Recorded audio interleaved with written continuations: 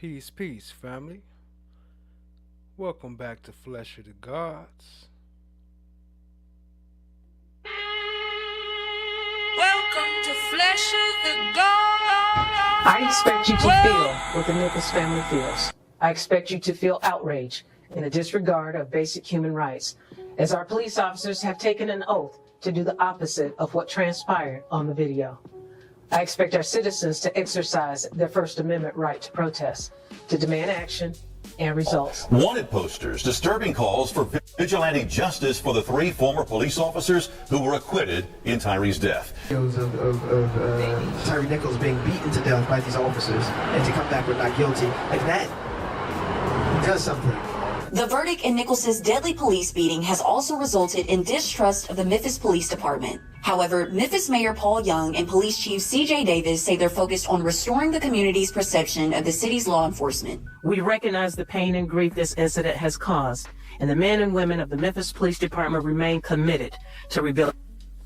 Welcome, and thank you for joining. Tonight, we'll be talking about the Rico Act, passed in the 1970s, which has been used in a variety of cases targeting organized crime. Over the decades, it has been applied to groups like the Hells Angels Motorcycle Club in 1979, the Gambino crime family both in 1992 and 2006, and elements even within law enforcement such as the Key West Police Department in 1984 and the Los Angeles Police Department during the Rampart scandal in the 1990s. They had a Delgado, so he could not testify as to having seen the then officer planting evidence. And they tear up his green card, and to this day, he still cannot ascertain his status. I experimented with marijuana a time or two, and I didn't like it, and didn't inhale, and never tried it again. You might not know, but you've seen the Crash Unit, aka the Rampart Division, in such movies as Training Day, Crash, NWA, the Straight Outta Compton movie, and also one of them was actually working for Suge Knight. So what is RICO, the Racketeering Influence Corrupt Organization Act? Well, under the law, the meaning of racketeering activity is set out in 18 U.S.C. Currently amended, it includes any violation of state statutes against gambling, murder, kidnapping, extortion, arson, robbery, bribery, dealing in obscene matter, or dealing in a controlled substance or illicit chemical. So does this count with police? Or are they just void of this?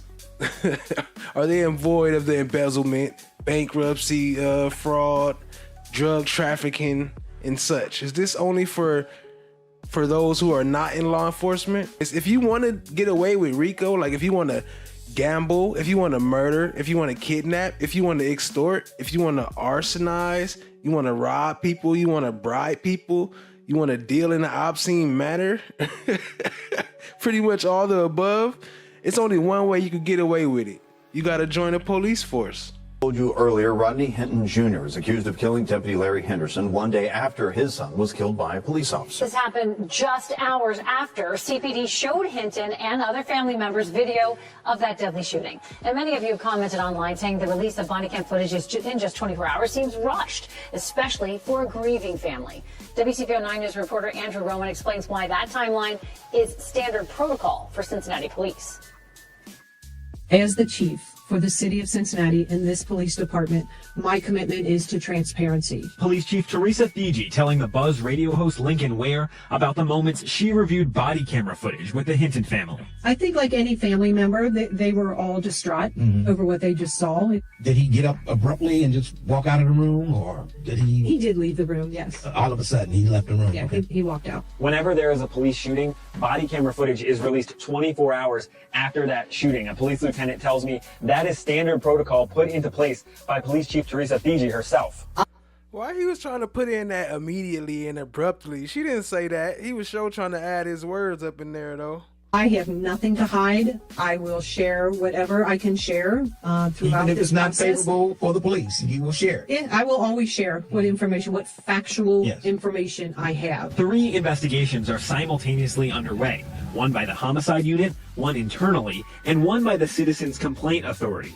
The city is relying on its collaborative agreement, a document that's become a national model for community police relations, born out of the civil unrest in 2001 when an officer shot and killed Timothy Thomas. My ask is for them to be patient and show why we are the gold standard of police community relations. Although some of the Rico predicate acts are extortion and blackmail, one of the most successful applications of Rico laws has been the ability to indict and sanction individuals for their behavior and actions committed against witnesses and victims in alleged retaliation or retribution for cooperation with federal law enforcement or intelligence agencies. Well, what about the opposite of that for those who have killed law enforcement and they get extra treatment and extra brutality and extra beatings and extra charges? Decisions to protect others and themselves when faced with immediate threats.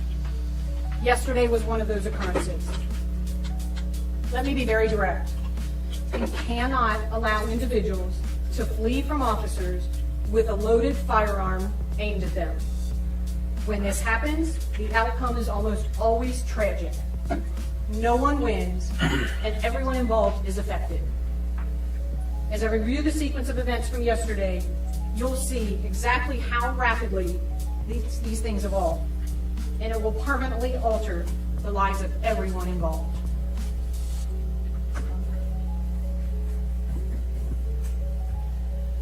So to give you an idea, this is 2500 Warsaw. I'm going to step out in front for a minute. Warsaw Avenue is down here. This is the long driveway, goes up a hill. Where the incident occurred is at the dead end of the parking lot back here. You'll see vehicles there now. You'll see a photo. The stolen car that we're going to talk about was backed into a parking spot back there. As you can see, this is a stolen Kia. It was stolen out of northern Kentucky yesterday. You can see we have two uniformed cars. So I don't think this was actually the car. I'll tell you why in a minute. Cars there. Prior to those uniformed cars arriving, unless they might have been in two cars. We had two undercover cars that pulled into that dead end, saw the vehicle. They backed out. They saw that there were individuals inside the vehicle, so they backed out and let the uniformed cars make the approach, which is the tactically sound decision to do. The cars are positioned the way the officers are trained. We are trained to use our vehicles as cover from any threat. That's what those officers did with the cars at that time. This is body-worn camera from officer number 2.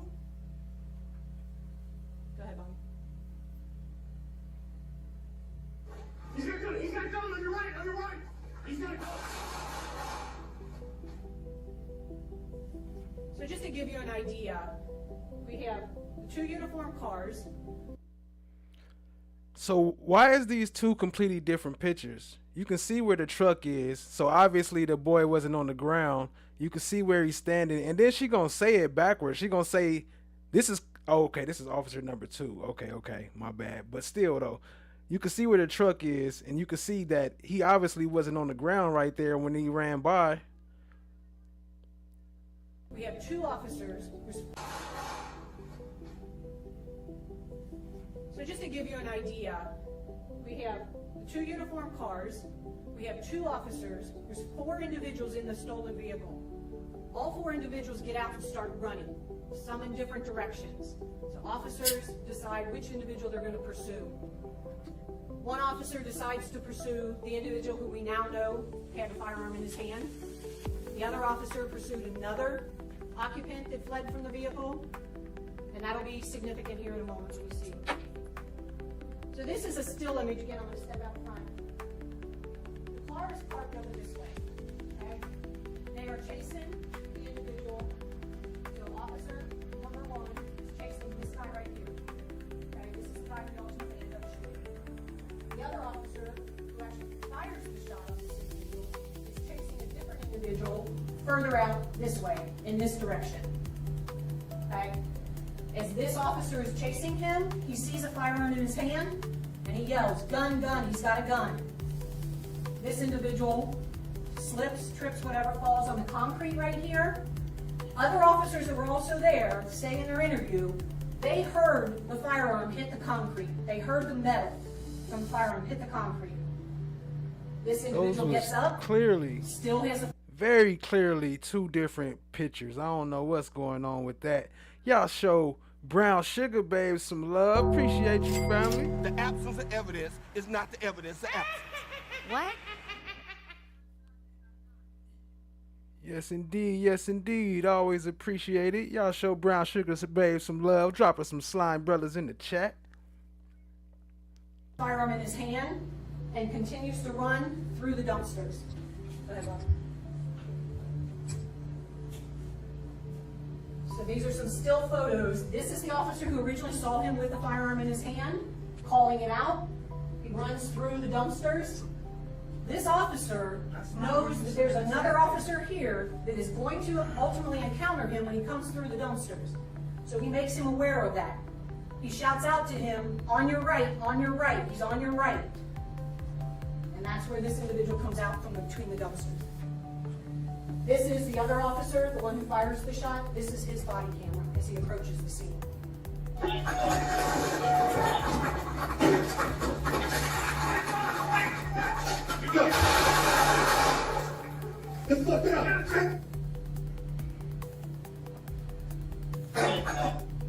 This is the firearm that was recovered at the scene after the individual was shot. This is what he had in his hand while the officers were chasing him.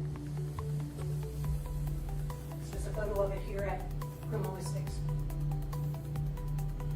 Remember I told you he fell on the concrete and the officer said that they heard the metal hit the ground? There are 3 spots on here where this gun has scratches on it. We believe those occurred when he hit the ground with the firearm. What type of firearm is that, Chief? Semi-automatic. I don't know the make and model. This is a second. Sorry, Bobby, can you go back 1 frame, please? This magazine was in the firearm. That's an extended magazine, so it holds more rounds. Go ahead. This is a second magazine that was located in his sweatshirt pocket, his jacket pocket. And that is the magazine from that second magazine. This is another firearm that was located inside the stolen vehicle. This is a firearm that was also stolen out of northern Kentucky sometime yesterday, early yesterday morning. Approximately, we believe, based on timelines, this was stolen from a vehicle in northern Kentucky, and then they went on to steal the vehicle that's involved in. So if she lying and protecting the dude that killed him, and they had other officers there also, do that make this Rico? Just a question. The incident. Where several young blacks were being apprehended by the police, or they went into their homes to pick them up for some alleged crime. And I remember one particular police officer kicking one of the young people who couldn't have been more than 13 or 14 years old.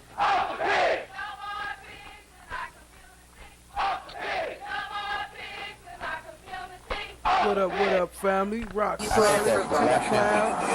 not pointing at you, I'm pointing in the direction. Aubrey Yard, Tack Clouds, Rock Solid, No One, Miss D55. I see y'all. Appreciate y'all. Hey, always lying love. So what about judges? What about judges and all the people that get away with, when they get pulled over and just nothing ever happened to them? Is that like considered Rico too or something? I don't know. That's just a question. Title 4 says racketeering, influence, and corrupt organization. This title declared it a crime to utilize income obtained through organized crime to acquire. I can't see that word. It's blocked off. A business that engages in interstate commerce and is prescribed to use for forfeiture devices, special investigative procedures against such crimes. Where it was. Go right ahead, sir. Can I see your license? Yes, sir, I do. Can I see your license, registration, insurance, please? You do this? Yes, sir.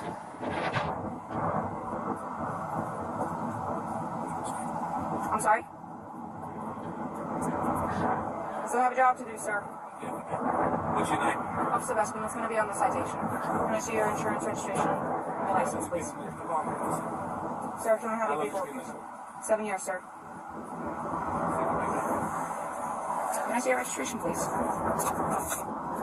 You're not going to give me your registration, sir. You arrest me. I'm asking you if you're going to produce me with your registration. You don't have it on you? Call the supervisor. I just spoke to the boss. You want your paperwork? Is it your Russian immigrant status that makes you to people like this? It's unfortunate, sir. Call the supervisor. 14 dispatch, can you have my supervisor respond, please? Yeah. And then we'll see who goes. Okay. You don't want your paperwork? Sir, you're going to be issued a citation. Everything you have to say. I'll wait for the supervisor.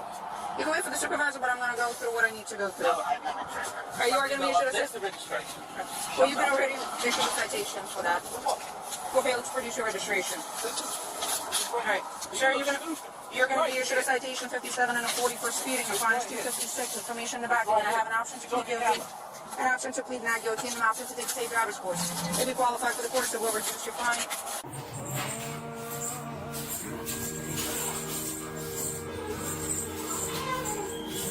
Yet they treat us like animals. Anything we do held against us. The deputies that Everything we do got 10 police surrounding you. The face man and sit down and just. I'm going to ask you some questions, all right? You have a serious medical or mental health issue that needs immediate attention?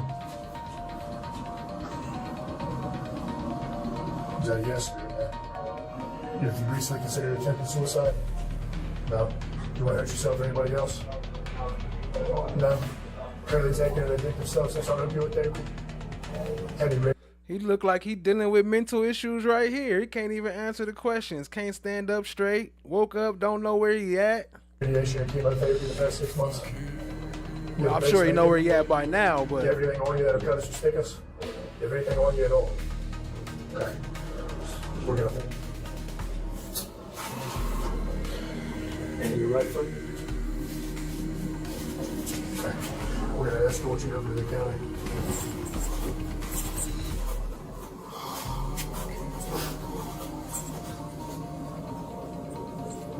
Right.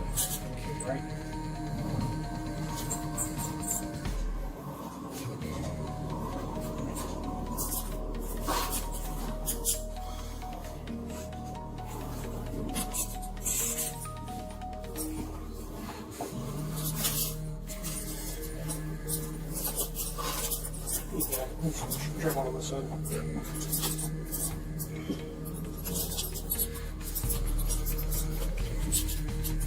Place that hand up there. Here, lay his hands up for a second. Yeah. the next morning, Saturday, May 3rd. Watch stuff getting up there and keep your head down so that you don't get bobbing on the top of it. Man, okay? Don't seatbelt you in once we get you in. Just take your time. I got your back for balance. I got your back. Hold your head.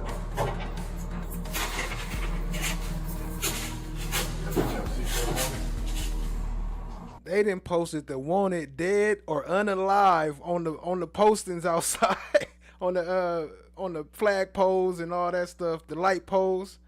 Wanted dead or unalive. That's crazy. You good? But you know why? You are to your left. The deputy. At the prior hearing before today. Now see. Down.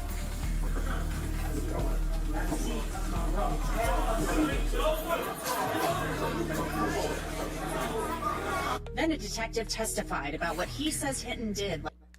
Is that what we would call a pattern of racketeering activity? Requires at least 2 acts of racketeering activity committed within 10 years of each other. Oh, that's why they go back to that 10 years. Okay. But yeah, that definitely does. Last Friday, when he drove into Deputy Henderson. Tell me what he did after he stopped. So based on witness statements as well as the video, the vehicle accelerated quickly, proceeded eastbound, crossed into the oncoming lanes of traffic when there was no longer traffic to obstruct his travel. crossed into the oncoming lanes of traffic, went to the left of those little stanchions that are in the middle of the roadway, into the oncoming lanes, through the intersection, directly at where Deputy Henderson was standing, struck Deputy Henderson and the metal utility pole on the northeast corner of the intersection. Okay. Were there any evidence of skid marks? No, there were no indications at any point that he tried to brake, stop, or otherwise avoid Deputy Henderson. And is that the conclusion that our accident reconstructionists have come to at this point? At this time, yes. Okay. And does it appear from your review of the video that he headed straight for Deputy Henderson? Yes. And did any of the multiple witnesses that you spoke to and the people that were in the vehicles that were surrounding him and the people that were on scene, did anyone indicate that any attempt to slow down or deviate his path straight to Deputy Henderson? No. Everybody said that he accelerated and was traveling at a high rate of speed all the way up until the time that he struck Deputy Henderson. Guy landed in the car. Yo, you don't gotta say no more, it's over.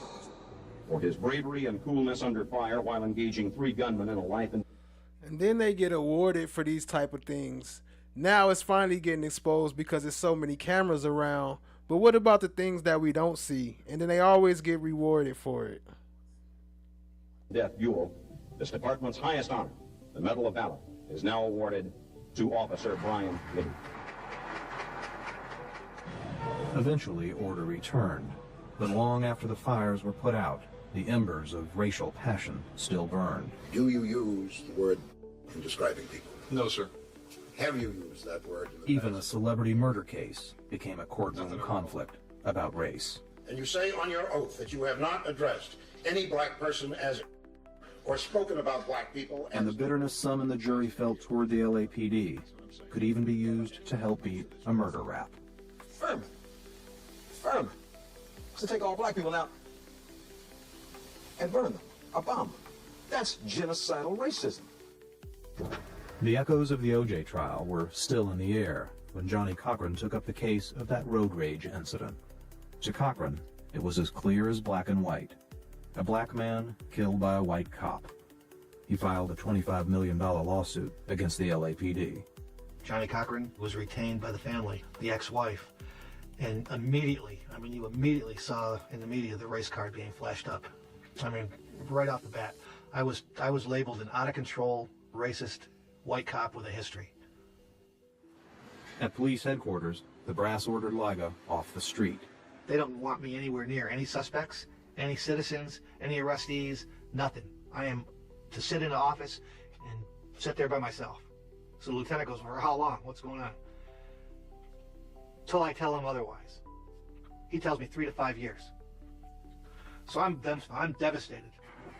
But facts began to emerge about Kevin Gaines, that black officer who Liga took to be a menacing gangster. After the shooting, there was 4 or 5 other witnesses that had called LAPD to report that the same officer, Gaines, had either badged or brandished his gun in similar road rage type incidents.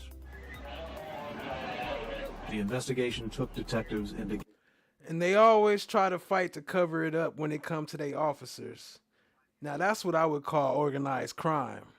Although its primary intent was to deal with organized crime, Blakely said to the Congress, never intended it merely to be the mob.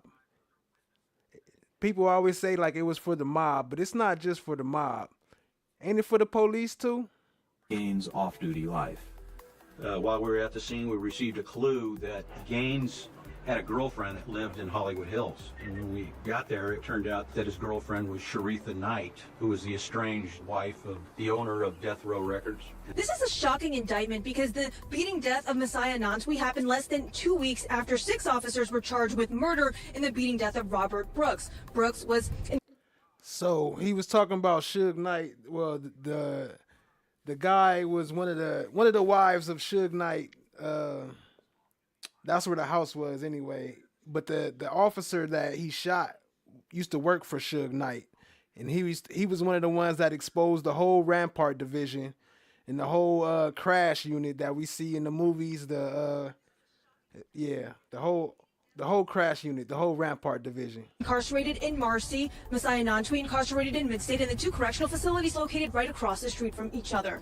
Now, a total of 10 officers were charged today. 2 of them, Jonah Levi and Caleb Blair, charged with second-degree murder and manslaughter, among other charges. 5 more face manslaughter and gang assault charges. 3 others are accused of helping cover it up, allegedly falsifying documents and interfering with evidence. According to the Onondaga County DA, William Fitzpatrick, he's a special prosecutor here. He says Nantwi died of traumatic brain injuries and blunt force trauma to other parts of his body. He was just 22 years old. Now, the next morning after his death, Fitzpatrick said that these 10 defendants met up plotting to falsify the truth. And the third overt act alleged is that on the following morning, at a diner called Raspberries in Oneida County, all of the co-conspirators met and agreed to continue with the story that everything they did was completely proper. So that should definitely right there be Rico. And I don't know if y'all can see at the bottom, they did have one Rico before with the Key West Police Department out in Florida. They got caught with cocaine and doing all types of dirty stuff. Another crash unit, Scorpion unit, all these side units ain't nothing but gangs themselves. Growing scandal involving the New York State prison system. 10 correction officers now face criminal charges, including murder in the beating death of a young man from Harlem named Messiah Nantwi. It happened at Midstate Correctional Facility last month, and 10 other officers are accused in a separate deadly assault caught on video at nearby Marcy Prison in December. Investigative reporter Sarah Wallace has been covering these cases. She joins us live with the latest. Sarah? Well, and Gilma, the description in the indictment as to how Messiah Nantwi died was horrific. Well, this afternoon, in the Oneida County Courthouse in Utica, New York, 10 correction officers appeared to face a variety of criminal charges related to the beating death of 22-year-old Messiah Nantwi at Midstate Correctional Facility on March 1st. All were handcuffed and pleaded not guilty. The grand jury of the County of Oneida, by this indictment, accuses Mr. Levy of the felony crime of murder in the second degree. 2 officers are accused of second-degree murder as the top count, along with other charges. Their bail, $100,000 cash. In all, 5 officers are accused of manslaughter, others with gang assault and making false statements to cover up the crime. The indictment saying defendants began beating Messiah Nantwi, including multiple strikes to his body and head with their boots. It was determined by the Onondaga County Medical Examiner that Mr. Nantwi died from traumatic brain injuries as a result of violent blows to his head, as well as at least 69 other serious blows about his body. One inmate I spoke with by phone told me what he saw that day. And then they all file in the room, start beating on him, kicking him. And he's just saying, please stop. I didn't do anything, please stop. Some of the officers are accused of falsely claiming Nantwi had a weapon and then mopping up the blood to destroy evidence. What's so disturbing is that Nantwi's death was the second in 3 months in a New York State prison. Body-worn cameras investigators say officers did not know was rolling shows them viciously beating 43-year-old Robert Brooks at nearby Marcy Correctional Facility in early December. 10 are facing murder and manslaughter charges in Brooks's case. I spoke with his father. These officers get some kind of twisted, distorted pleasure from beating on other human beings. That is sick. That's savage. Rodney Hinton Jr., along with family, viewed body camera footage of a Cincinnati police officer shooting and killing his 18-year-old son, Ryan Hinton, the day before. Police say officers found Ryan and 3 other young men in a stolen Kia. When police arrived, the 4 men ran. Police ran after them. And officers say Ryan had a gun, and it was pointed toward an officer who shot him twice, killing him. The footage, which is a bit blurry at times, shows the shooting and Ryan falling to the ground. Police then say after reviewing that body cam video shortly after 10:30 a.m., Rodney leaves Cincinnati Police's criminal investigation. Look at how clear that footage is. Talking about grainy. That's completely different footage. Parking lot. Police say he left this first time upset and unable to drive. Family members describe him as agitated. Witnesses tell police he went to a couple of different locations, then returned to the parking lot around 12:40 p.m. They say Hinton came back to pick up a car left behind, and then for a second time, He actually left the parking lot, followed by some family members, and then a few minutes later returned to the parking lot at CIS, drove through the parking lot, and then left the parking lot again. Now, authorities say that final exit occurred at 12:49 p.m. Just 11 minutes later, police say Hinton plowed right into Henderson, who was operating a traffic light at the intersection of Martin Luther King Drive and Burnett Woods. A detective on this case claims video footage shows Hinton first stopping in a left turn lane before increasing the car's speed. The vehicle accelerated quickly directly at where Deputy Henderson was standing. Cincinnati police have not yet identified that officer who shot and killed Hinton's son. Prosecutors say they believe that Rodney Hinton Jr. just, quote, ran over the first officer he saw. There's clearly a gap because C.J. Davis got on national television in 2023 and said unequivocally that the officers, all 5 of them, violated policy and did not follow their training. And now we have a verdict here saying what they did was in alignment with training and policy. And I didn't see the prosecution put on the same type of zealous prosecution that they did for the Young Dolph murder trial. They called 17 witnesses in the Young Dolph murder trial. In this one they called 5.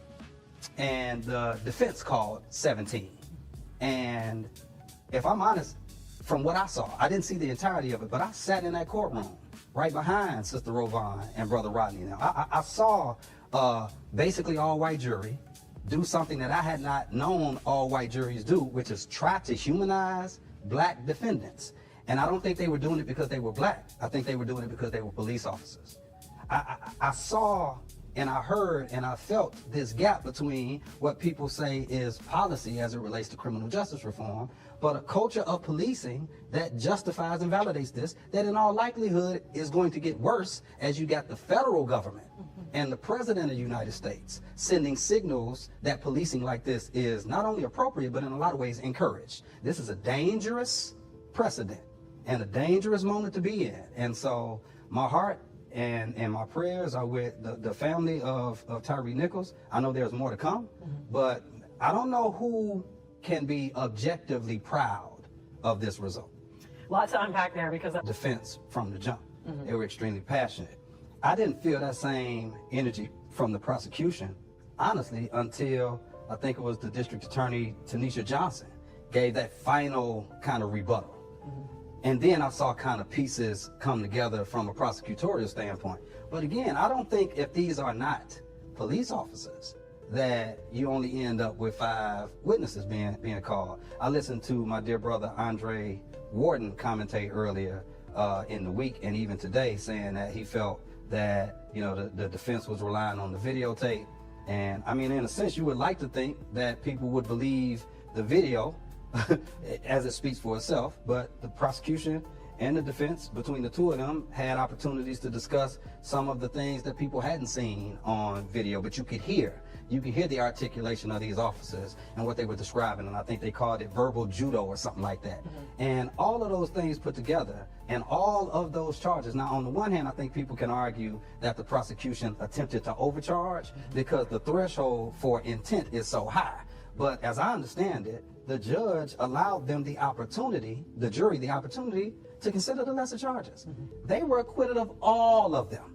And so it seems like if you add a rather modest, maybe even mediocre prosecution with a zealous defense and a basically all-white jury, what you get is black life equals nothing. You did say that last week that the jury was not made up of the peers of the people. So expand a little bit more on that, you know, the jury coming from the Chattanooga area and how that really played a key part of this trial. So I think historically when we looked at high-profile trials and you have seen race undoubtedly being one of the primary elements for the results of the defense. This is why I can tell you, this is the first time I've seen a jury attempt to humanize 3 black men in a murder trial, right? 3 black defendants in a murder trial. The first time I've seen that. I think when you have a practically all-white jury and they come from a practically conservative area, it is much more likely that they would be sympathetic to law enforcement in ways that more diverse juries just historically have not been, because I think most of the jurors cannot relate to driving while black. So those are, you know, some of the elements that we need to discuss as we think more comprehensively and concretely about what it actually means to be in this system that claims to be about justice, but so often has unjust results like the one we experience today. What are you almost making a play to justify the officer's actions, but then having heard how just severely he was beaten, what do you just make of how the jury comprehend that and still came to their conclusion? We talked about this last week. Historically, you have seen a tactic by defense attorneys to put the person who was brutalized on trial. You saw with Mike Brown back in 2014. You say he stole a pack of cigarettes from a store, or he was being aggressive to somebody who was in there. Had nothing to do with what happened with him and the police officer who ultimately killed him. You've seen them do the same thing with the George Floyd trial. Try to talk about drugs that was in the system. They did the same thing with Tyreek. I mean, case by case, go down to the start of the Black Lives Matter movement was with my brother in Sanford, Florida. And they talked about him wearing a hoodie and things of that nature. So there's constantly an attempt to demonize the person who was actually victimized by law enforcement. And I think that's what you saw here. And again, true to form, it plays on certain juries. Yes, it does. And explosive news today, but I do want to ask you about looking ahead and looking forward. So what does the Memphis Police Department need to do? How do you feel the trust is right now, or the connection or relationship between the community and MPD? Can they overcome and still build trust within Memphians after an outcome like this? I'll say something that I've written about publicly and have said to most of the people, and I got a bunch of people within the police department that I got deep love for. People who I went to school with, you know, people who I value as human beings overall, and even people who protect and serve more specifically. And the black fact is, I don't think there's enough political courage out there. I don't think there's enough political courage from Mayor Young with all of his benevolence. I don't think there's enough political courage out there with Chief Davis. I don't think there's enough political courage out there with D.A. Mulroy, who I love and respect. All of these people, you know, I respect them as human beings, but we're talking about what it means to be able to bend the wheel of a system that is clearly and concretely set up against a particular group of people. I don't see that out there. So that's what ultimately is going to take. And so now it's incumbent upon the community to do what we have to do to create the environment and the context where those things become more likely. We're way ahead. According to sources, Thierry told us. So this is Frank Thierry, the first person ever charged with Rico. Never served 1 day in prison. Men that the victim was not to be intimidated, not to be beat up, not to be killed. This way, he explained, you stay under law enforcement's radar. The mob had always believed in the death penalty, especially for someone who was stealing from the family, and Thierry was no exception. In 1978, Patty Macaroli, who worked as a loan shark for the Genoveses, came up short in his payments again. Terry had given him numerous chances to make good on his debt and finally had him whacked. Funzi also more than likely had a hand in the killing of his underboss at the time, Eli Zaccardi, and may have played a role in the death of Philadelphia mob boss Angelo Bruno. All them bodies he had, they had him in court, and then the judge still let him out for a minute, like, oh, we're going to give you some time, don't worry about it. Thierry always seemed smarter than the guy next to him. They also stated that it was thought Thierry was not the sole leader of the family, but one of several top capos functioning as a panel for the Brigada. We now know that this was true. The Genovese were one of the first crews to implement this form of overall control. The boss of a family of La Cosa Nostra in New York City on November 21st, 1980, after a month-long trial that connected him with a pattern of racketeering that included extortionate loans, threats to a restaurant owner, and fraud at the Westchester Premier Theater. Federal prosecutors also said that Mr. Thierry had ordered the murder of 3 of his associates in the last 3 years and had reached the pinnacle of power in organized crime as a New York boss on the National Commission that oversees La Cosa Nostra. On the day of sentencing, Thierry was so old and frail that he had to be brought. La Cosa Nostra, one of the first Ricos. Actually, the first Rico. Into the courtroom in a wheelchair. After a charade of a very public criminal trial, in which Thierry was charged with conspiracy, racketeering, gambling, loan sharking, and extortion as the boss of the Genovese Mafia family of New York, he was convicted. He sentenced Thierry to a 10-year prison term. It's a tragedy that an elderly, ill man has to be in prison, the judge said. But the real tragedy started years earlier when Thierry became a criminal. It was Funzwal's first criminal conviction in over 50 years. The judge did display a little bit of sympathy, however, when he allowed Funzi to remain free on bail pending his appeal. The judge gave him 10 years. Thierry remained free on bail pending appeal of his conviction. He died 2 months later, on March 31st, 1981. In the sense of not serving any time, the final score was 10-zip Funzi.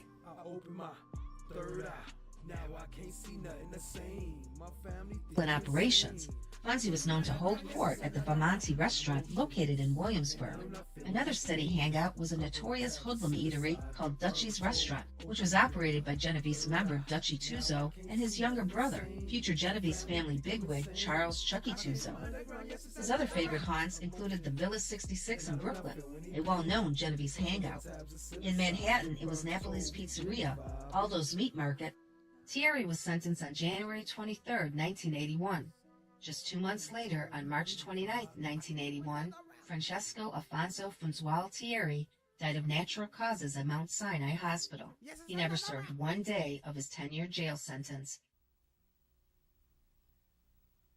Los Angeles Police Department is embroiled in the worst scandal in its history. Charges of police evidence tampering and perjury have led to the freeing of dozens of inmates who were wrongly accused and convicted. Prosecutors plan to ask a judge today to overturn more convictions as a result of the ongoing LAPD corruption scandal. That now brings the total number of cases overturned to 40. Meantime, the city is dealing with a growing number of lawsuits growing out of this scandal. Several major developments today. El escándalo de corrupción en la división Rampart provocó que nuevos casos criminales fueran anulados por una corte de Los Ángeles mientras se investiga la supuesta alteración en los mismos. Policías a la cárcel y millones de dólares para las víctimas puede ser el final de este escándalo de corrupción policial. Los Angeles officials say it could take years to resolve the city's police corruption scandal.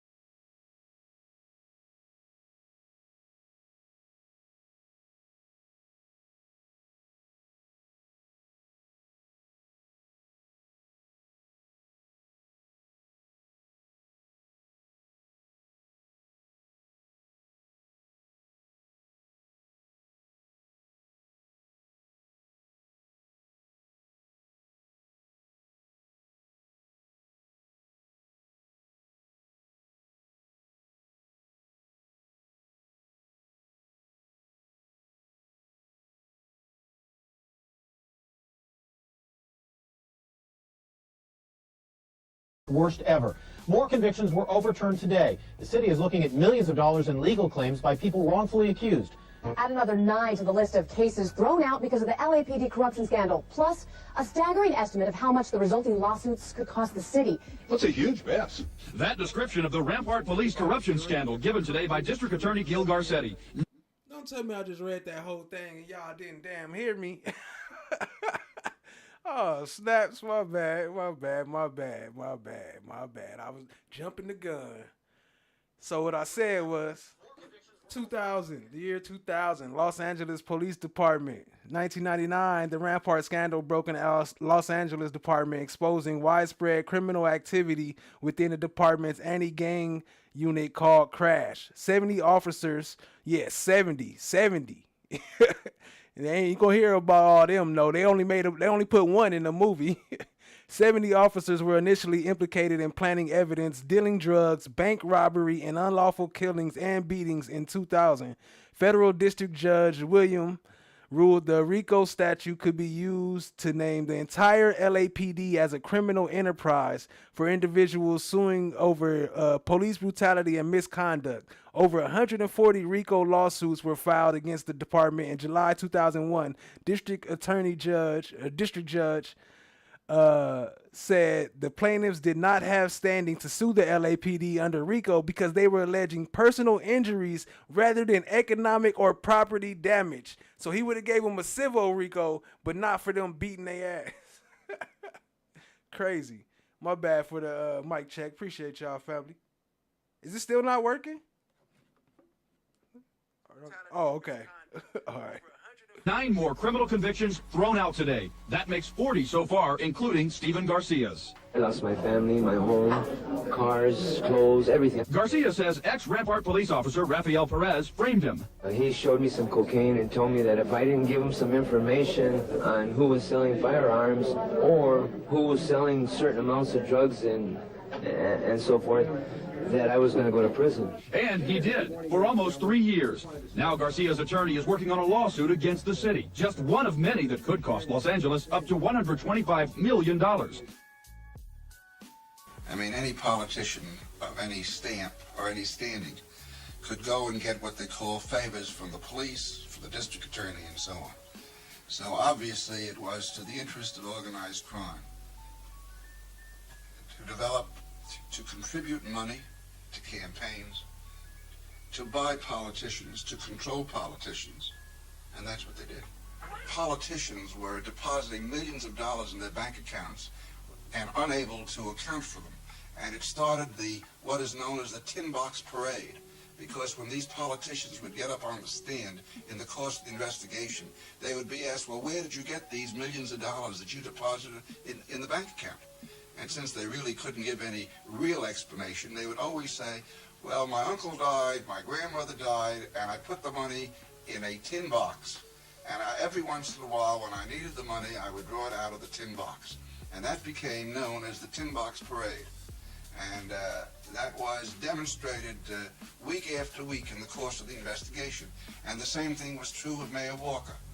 And it resulted in the removal proceedings of Mayor Walker.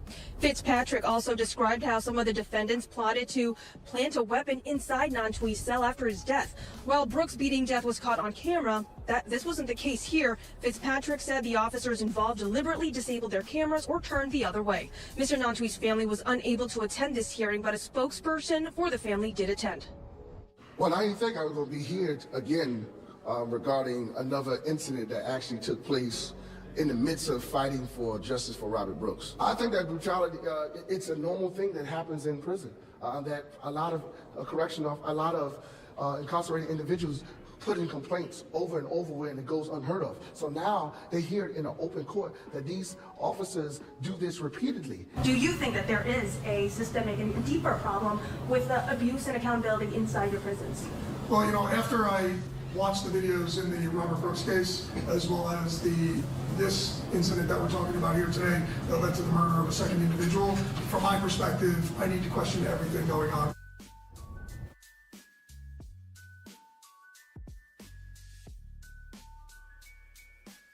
A protection racket is a type of racket and a scheme of organized crime perpetrated by a potentially hazardous organized crime group.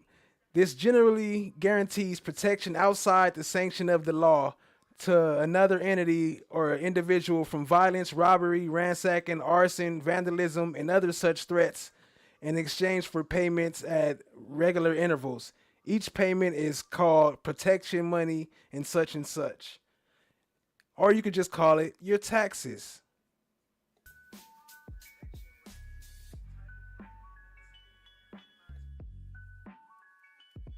Subject to this process until I read the whole thing. You would agree that $8 million information, Well, I would guess I got it from General Secord.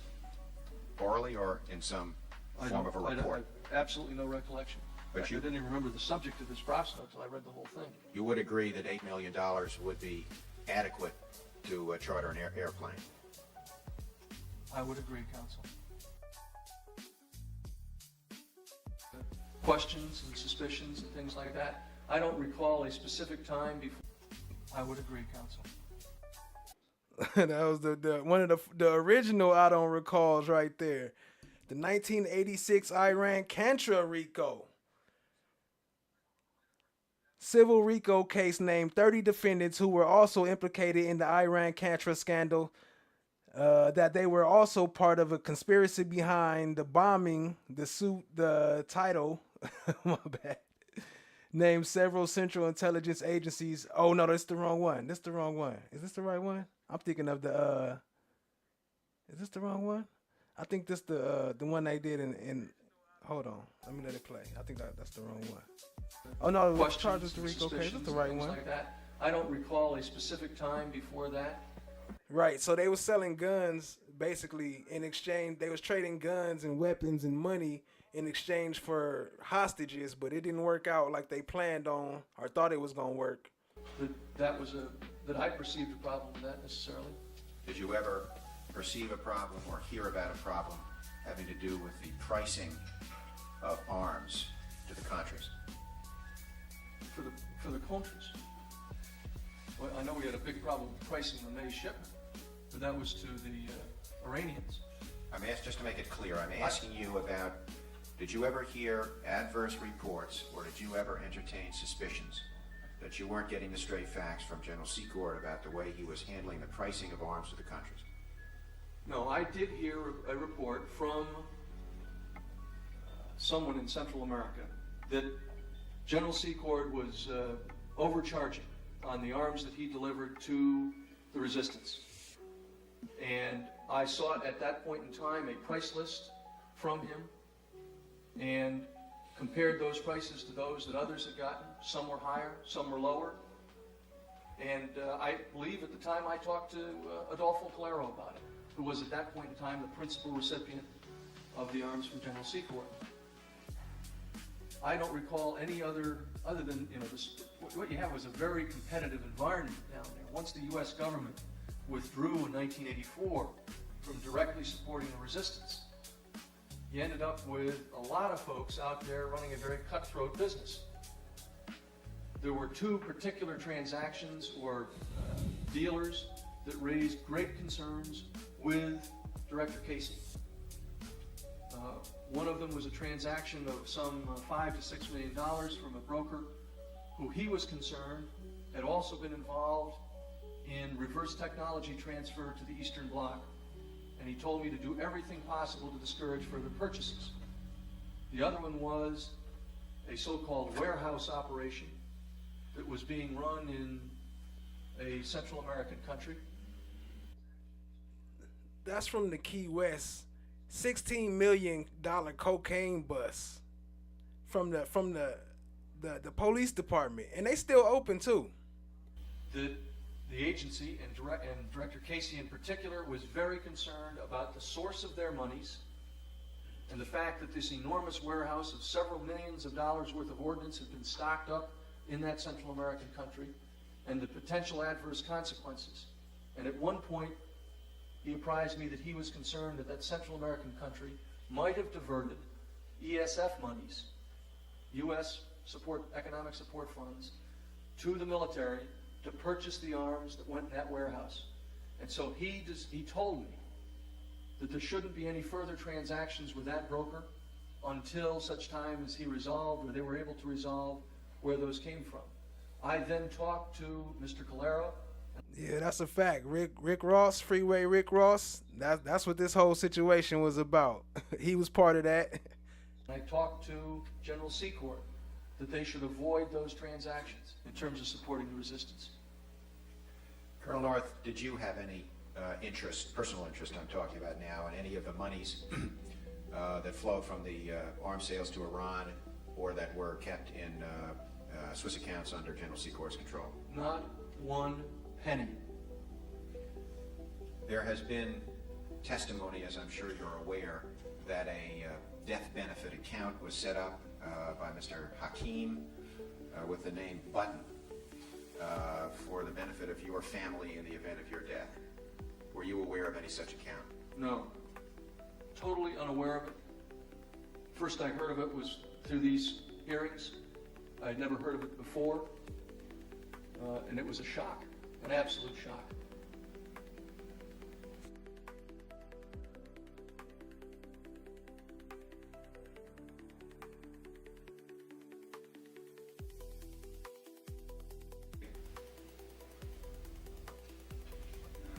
There is a a testamentary document which has been introduced in evidence relating to a particular $2 million sub-account set up also by Mr. Hakim, which provides that in his death, General Secord can control the use of the funds, and in the event of his death, you can control the use of the funds. And it also contains a provision that if everybody dies, it will be distributed to their estates.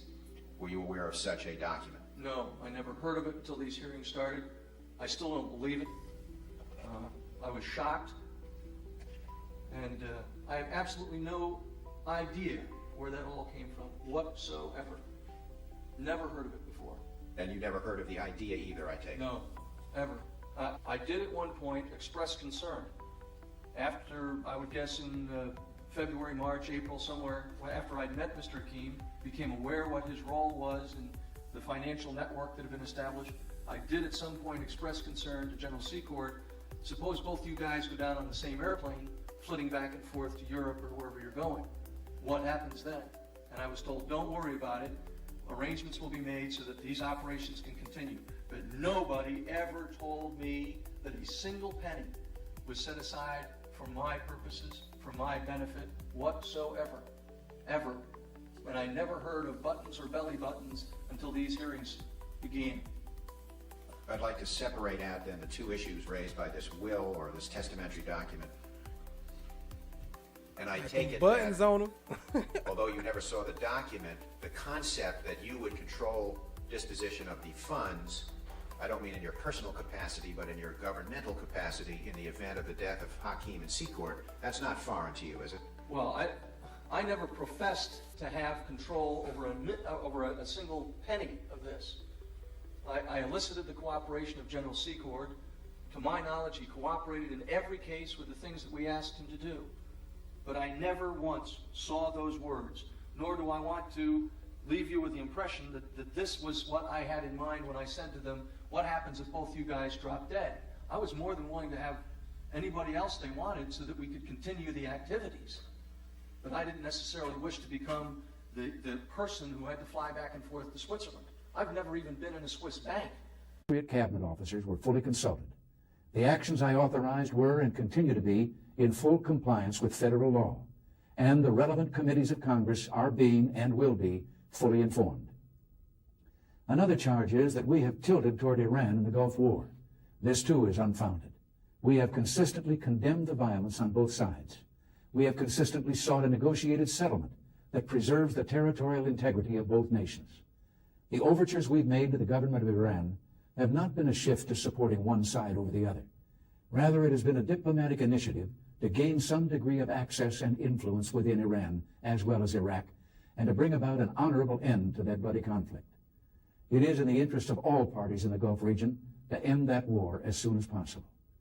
To summarize, our government has a firm policy not to capitulate to terrorist demands, that no concessions policy remains in force, in spite of the wildly speculative and false stories about arms for hostages and alleged ransom payments. We did not, repeat, did not trade weapons or anything else for hostages, nor will we. Those who think that we have gone soft on terrorism should take up the question with Colonel Gaddafi. We have not, nor will we, capitulate to terrorists. We will, however, get on with advancing the vital interests of our great nation, in spite of terrorists and radicals who seek to sabotage our efforts and immobilize the United States. Formal and everyday Washington, I thought it would be a good opportunity to think and reflect with you about those crucial foreign policy matters so much in the news lately. It's also a chance to do something I've wanted to do throughout the course of these events, and that's share some personal thoughts with you, to speak to you, the American people, from the heart. I realize you must be disappointed and probably confused with all the furor of the last couple of weeks. You must be asking, what were we doing in the Middle East? What was our policy? Where was it wrong? Were we engaged in some kind of shenanigans that blew up in our face? I can understand if these are the questions you're asking, and I'd like to provide some answers. First of all, the Middle East is critically important to our nation's security. Right now, it's a major trouble spot that could easily set off the sparks of a wider conflict. Much of our effort has been aimed at stopping terrorism, putting an end to the bombing of innocent civilians and the kidnapping of hostages, especially our own citizens, and bringing about an end to the bloody war between Iran and Iraq. When word came to me that individuals in Iran, including some members of the government there, had asked through an intermediary in a third country for a meeting with a representative of our government, I said yes. And even though these were responsible elements in Iran that might be able to assist us in stopping the violence and possibly helping us get back the hostages being held in Lebanon, there was a risk involved. But I believed then and believe now there was a greater risk in doing nothing, of not trying. So I gave the order to proceed. We had some notable success. There was some reduction in terrorism, and 3 of our hostages were released one at a time, and others were about to follow. Then someone in the government of Iran leaked information about our contacts with Iran to a newspaper in Lebanon. You know the rest. This effort to establish a relationship with responsible moderates in Iran came to light and was broken off. But I think you can see the purposes behind our policy: to end the war in the Middle East, to prevent Soviet expansionism, to halt terrorism, and to help gain release of American hostages. But now I want to speak to you about something else, not the policies themselves, but how they were carried out. And while we are still seeking all the facts, it's obvious that the execution of these policies was flawed and mistakes were made. Let me just say it was not my intent to do business with Khomeini, to trade weapons for hostages, nor to undercut our policy of anti-terrorism. And let me say again, I know the stories of the past few weeks have been distressing. I'm deeply disappointed this initiative has resulted in such a controversy, and I regret it's caused such concern and consternation. But I pledge to you, I will set things right. That's what I'm doing now. When our Iranian initiative came to light, I spoke to you from the Oval Office and explained it. When revelations regarding a transfer of money from Iran to those attempting to fight the Sandinista government were reported to me, they were immediately shared with you and the Congress. I then appointed a distinguished, independent...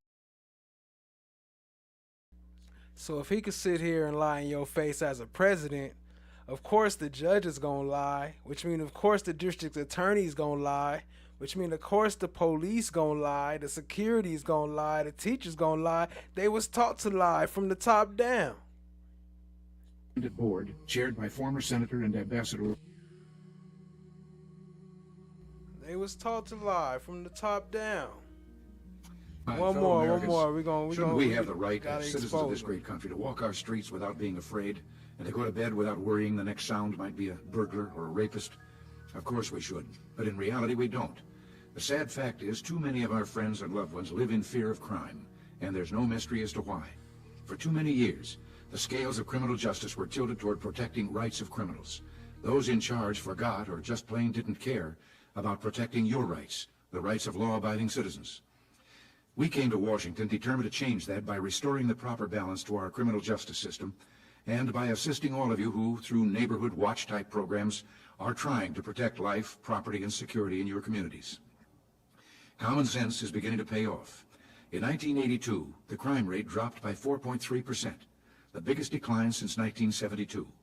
But we still face a tremendous challenge, and meeting that challenge is what I want to talk to you about today. Since drugs are related to an enormous amount... You ain't gonna talk about how y'all brought the drugs in and how the police brutality that you talking about, the freedom you talking about, we don't have it here, but you talking about giving it to other places, right? Out of violent crime, drug trafficking and organized crime are among our major targets. For the first time in this nation's history, we've thrown the resources of the FBI into drug enforcement. A new border interdiction program is underway. Task forces aimed at drug gangs cover the nation, and they've indicted more than 1,300 persons in the last year. In fact, since our administration came into office, the number of drug-related convictions has increased 33%. Since 1981, the number of enforcement agents, prosecutors, and the amount of funding and federal cooperation with state and local agencies have all greatly increased. Even the military is providing assistance in the fight against drug traffickers. But we still need to do more. We need new laws to stop drug traffickers from harming our people, especially our young people. And we need tougher laws to fight other forms of crime so we can make... They say drug trafficking is the most critical crime problem in the United States that they brought here, by the way. And it brings with it enormous capacity to corrupt those charged with the enforcement of law. FBI director says. I need to move this, man. I can't see it. This is about the Key West. It is not known how many narcotic officers have given into temptation, but many police forces have created internal units whose job is to watch the police. Few cases have come to light on the West Coast. In Florida, they have more common. They are more common. Anyway, last paragraph. In Key West, the police department was recently accused by a grand jury of being a racketeering enterprise. I gotta move this. I can't see it. All right, now I can see it. 17 prominent residents were indicted on drug charges, including assistant police chief Raymond, whatever, according to assistant U.S. attorney Michael P. Sullivan, who got 12 convictions. Casamare's salary was $30,000 a year, which was way back then, but he spent $1,000 a month on clothes. He spent $1,000 a month on clothes. Bought a couple pieces of nice property, jewelry, cars for girlfriends, and took vacations in Europe and Central America. The lives of all Americans more secure. Crazy. This issue should never turn into a prolonged partisan struggle, but it has. The Senate recently passed overwhelmingly our Comprehensive Crime Control Act. The House has done nothing and continues to wait. But wait for what? Bottling up long overdue reforms that would provide you, the people, greater protection against dangerous criminals is a serious mistake you should not tolerate. Let me give you some examples of what's at stake here. One of our bill's reforms would create tougher laws permitting federal prosecutors to seize the profits and assets of organized crime and drug traffickers. This would be a severe blow to the crime czars. Why should any right-minded person oppose it? Another reform involving the so-called exclusionary rule would allow evidence obtained reasonably and in good faith to be used in a criminal trial.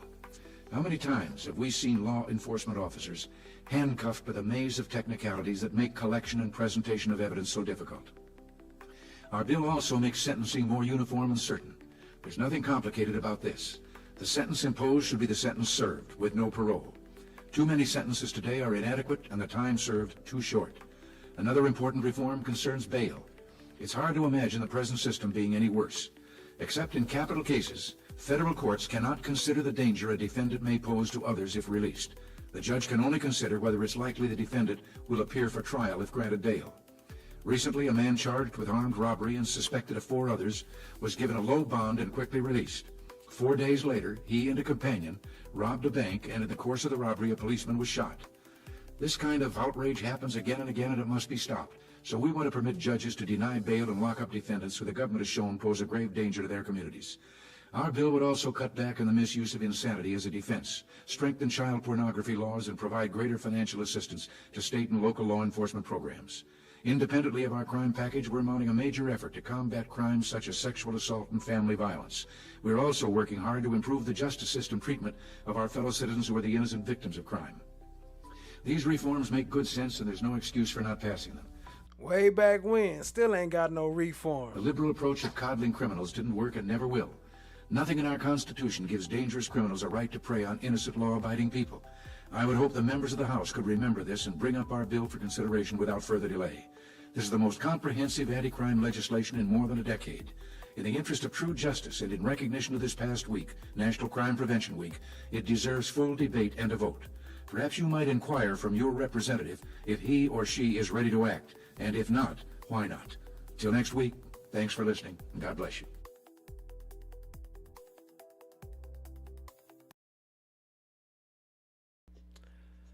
So, yeah, Major League Baseball is on there too at the bottom if y'all don't see that. It was a couple teams, but what we're more interested in is this 1998. This is the one I was getting confused with because I know I had it on here. I thought I put the wrong one, but here it go right here. The 1998 embassy bombings in Al-Qaeda after the 1998 simultaneous bombings of the U.S. embassies in Tanzania and Kenya. The U.S. Department of Justice sued Osama bin Laden under the Rico statute, a 2004 documentary, blah, blah, blah, blah, blah. So basically, this is them when they was blaming Osama bin Laden, which we all know, man, that ain't none of that. None of that's fact. I don't know. You be the judge of that. But anyway, let's tap into some of that crazy stuff right here, too. The 1998 embassy bombings, man.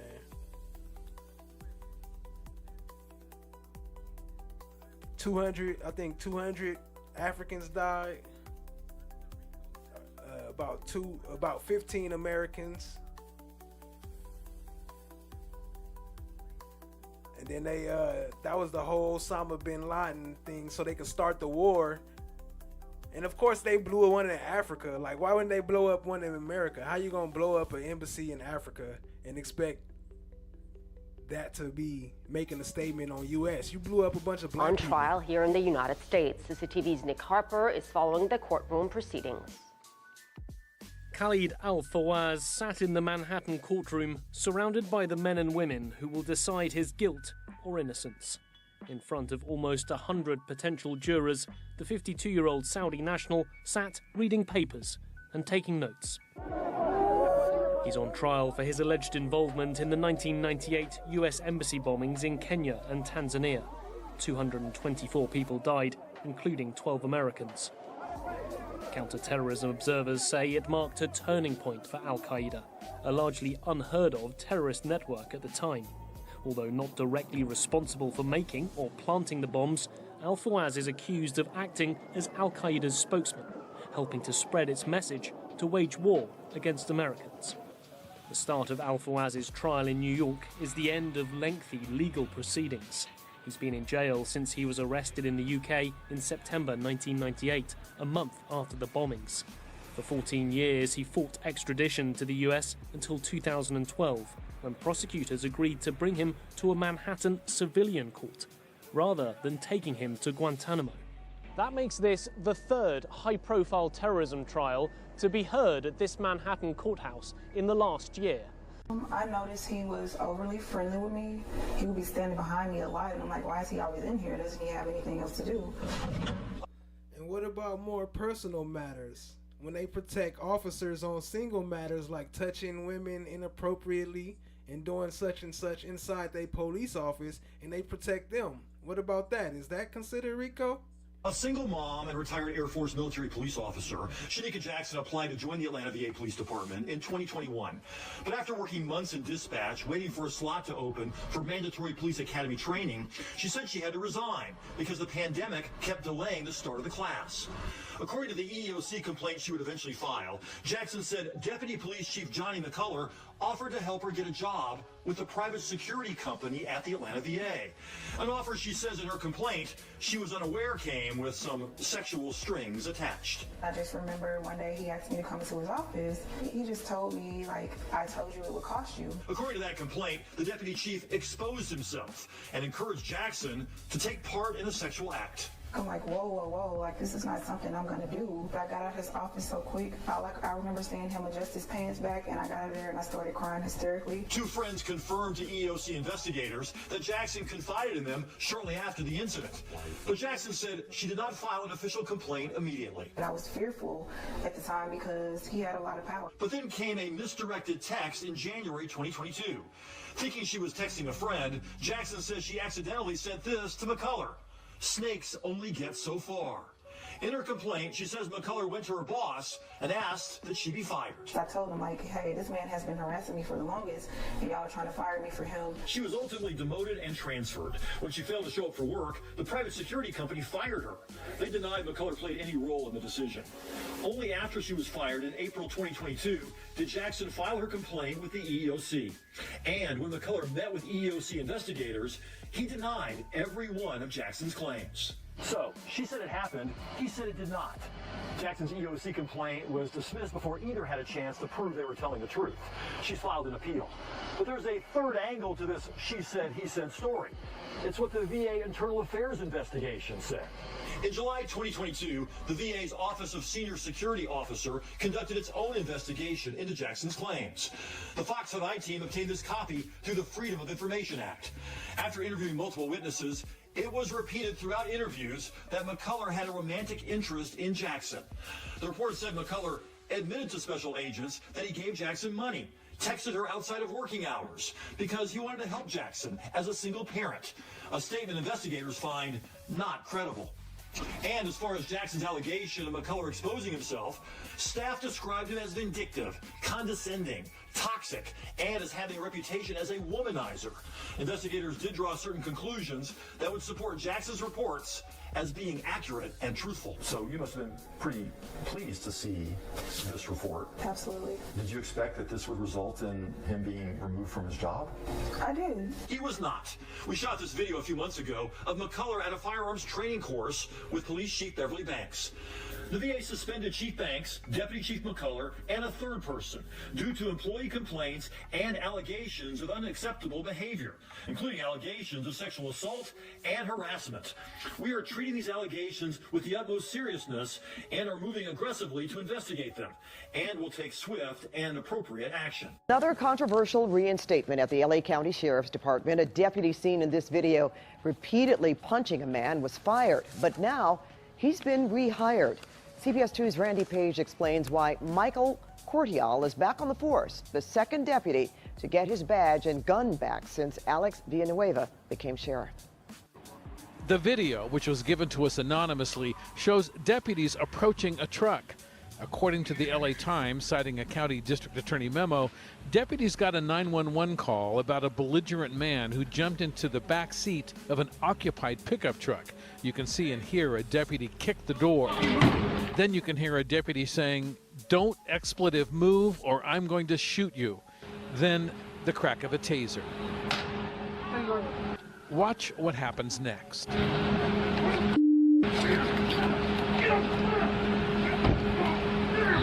The LA County District Attorney concluded Michael Cortial used unreasonable force, noting the suspect was hospitalized and no criminal charges were filed against him.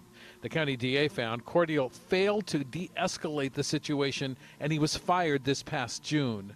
Deputy Cortial got his badge and his gun back a few months after Alex Villanueva became sheriff.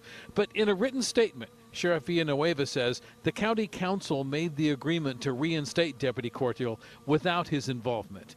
The sheriff goes on to say, while the video and actions of my deputy sheriff should have been more in line with the policies and standards that I expect, I believe that a fair review of the case was conducted and that the appropriate administration action was taken. Missions about corruption in the Los Angeles Police Department.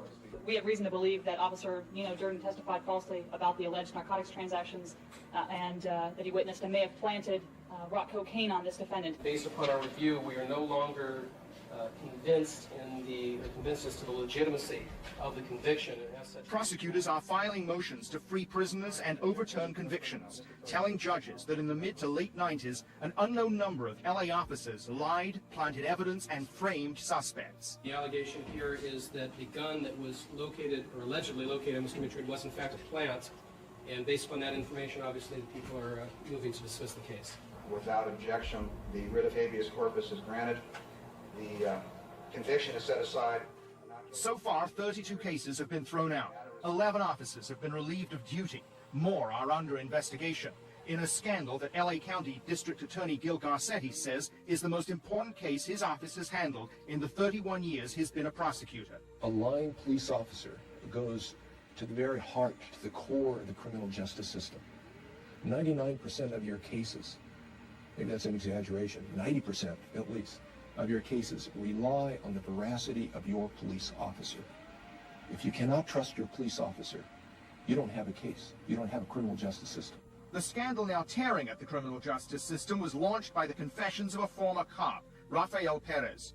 Charged with stealing and selling 8 pounds of cocaine in 1998, Perez has implicated himself and other officers in order to reduce a possible 14-year sentence, according to LA Police Chief Bernard Parks. On the criminal side, he's acknowledged that 57 cases involving 99 suspects are tainted either by perjured testimony, falsification of evidence, or probable cause.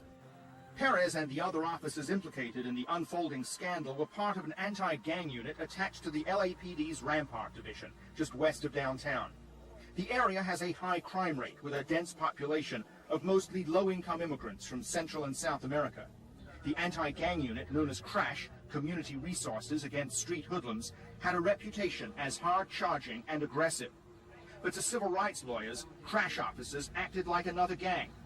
Gregory Moreno represents several clients arrested by Perez and his colleagues. They were conducting themselves in a way that they were very much like a vigilante group, very much like the group of people, young people that they were after. These guys are just standing out with a bag of dope in their hand, waving at cars. You're sitting at traffic lights and guys walk across the street in front of you with a rifle in their hands. These people are dumb as a pile of rocks. Brian Liddy was the kind of cop TV shows were made about. Look at this knucklehead, he doesn't even see us. Put your hands up!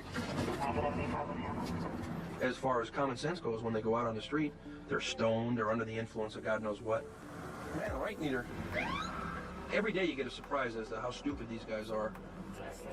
You know, they go driving down the boulevard at 3 o'clock in the morning in a stolen 7 Series BMW, and they can't understand how they got caught with the window smashed out of it. But in his unfolding confession, Ray Perez turned from his own crimes and drew out a story of being ensnared by a sinister police conspiracy embedded in its very culture. Our crash unit motto was, we intimidate those who intimidate others. That was our motto. Bottom line. And that's what they bragged about. Perez. So that's the one that was from Death Row that exposed the whole Rampart unit that they just showed. Said crash cops had their own code and their own logo.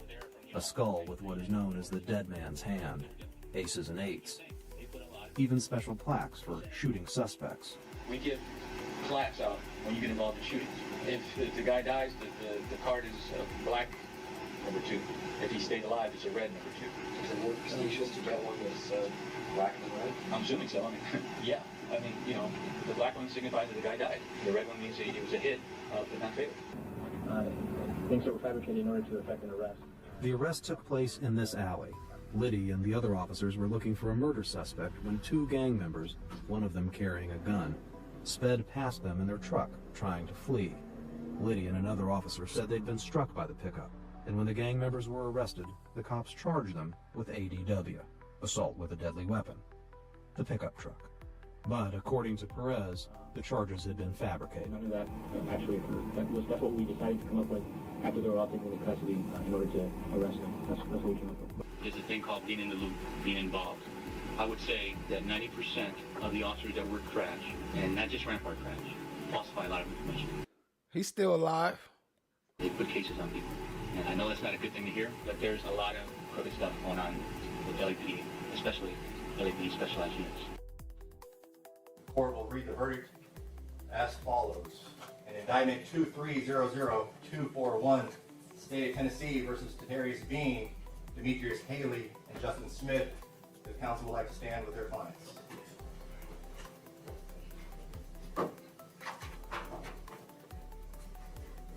The verdicts read as follows. Count 1, second-degree murder. We, the jury, find the defendant, Tadarius Bean, not guilty.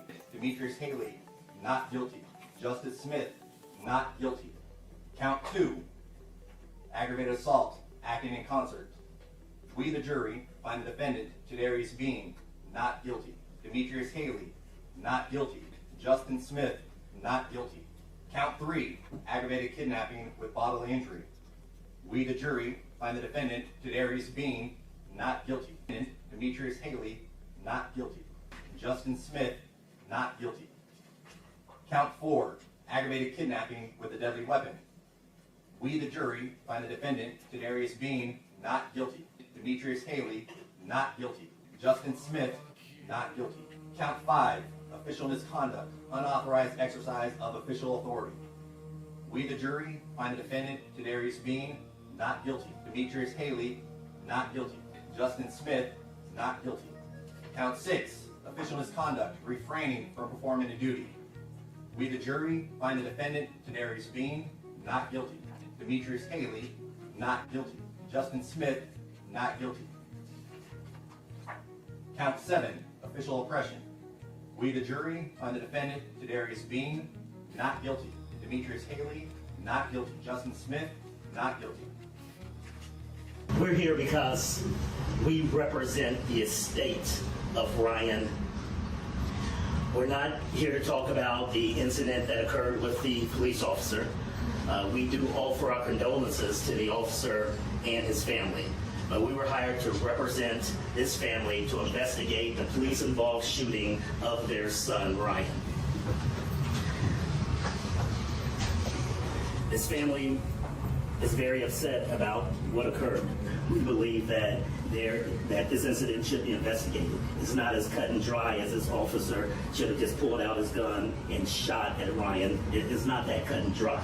So that's why we're doing the records request. We're going to analyze frame by frame each one of these videos to determine why the officer made that deadly decision to shoot and kill Ryan. Ryan Hinton's grandfather, the father of Rodney Hinton, also spoke. I want to give a condolence out to the officers that they got hurt, they got killed, my whole family.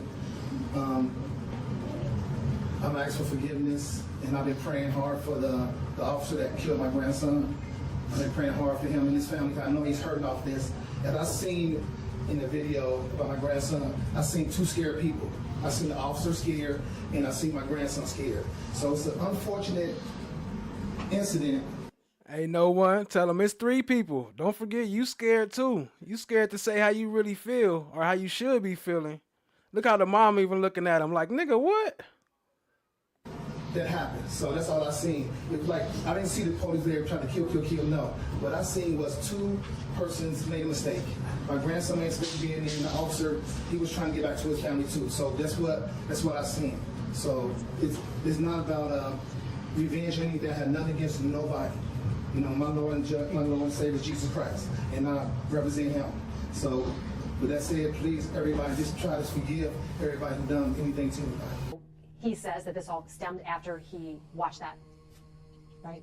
You know, so over the last, I don't know, 5, 6, 7 years, we've done this several times. Thank goodness we don't have to do it too often. And this is the first one where somebody reacted like that. So no, I think it's still a good idea. Like I said, it gives the family an opportunity to hear facts and not rumors and not base their opinion on social media or anything else.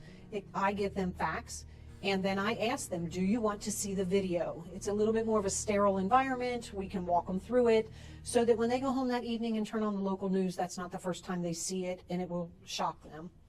Take me through the whole process. So when something happens, you call them on the phone, say, I'd like to talk to you. The family, whoever wants to come in, comes in, sit in a room. Just take me through the whole thing. Sure. So obviously we would have a critical incident. It's kind of the precipitating event for these. And once we finish what we've done, could do that day as far as investigating, our homicide unit knows that we're going to have a press conference. But prior to that press conference, we want to talk to the family.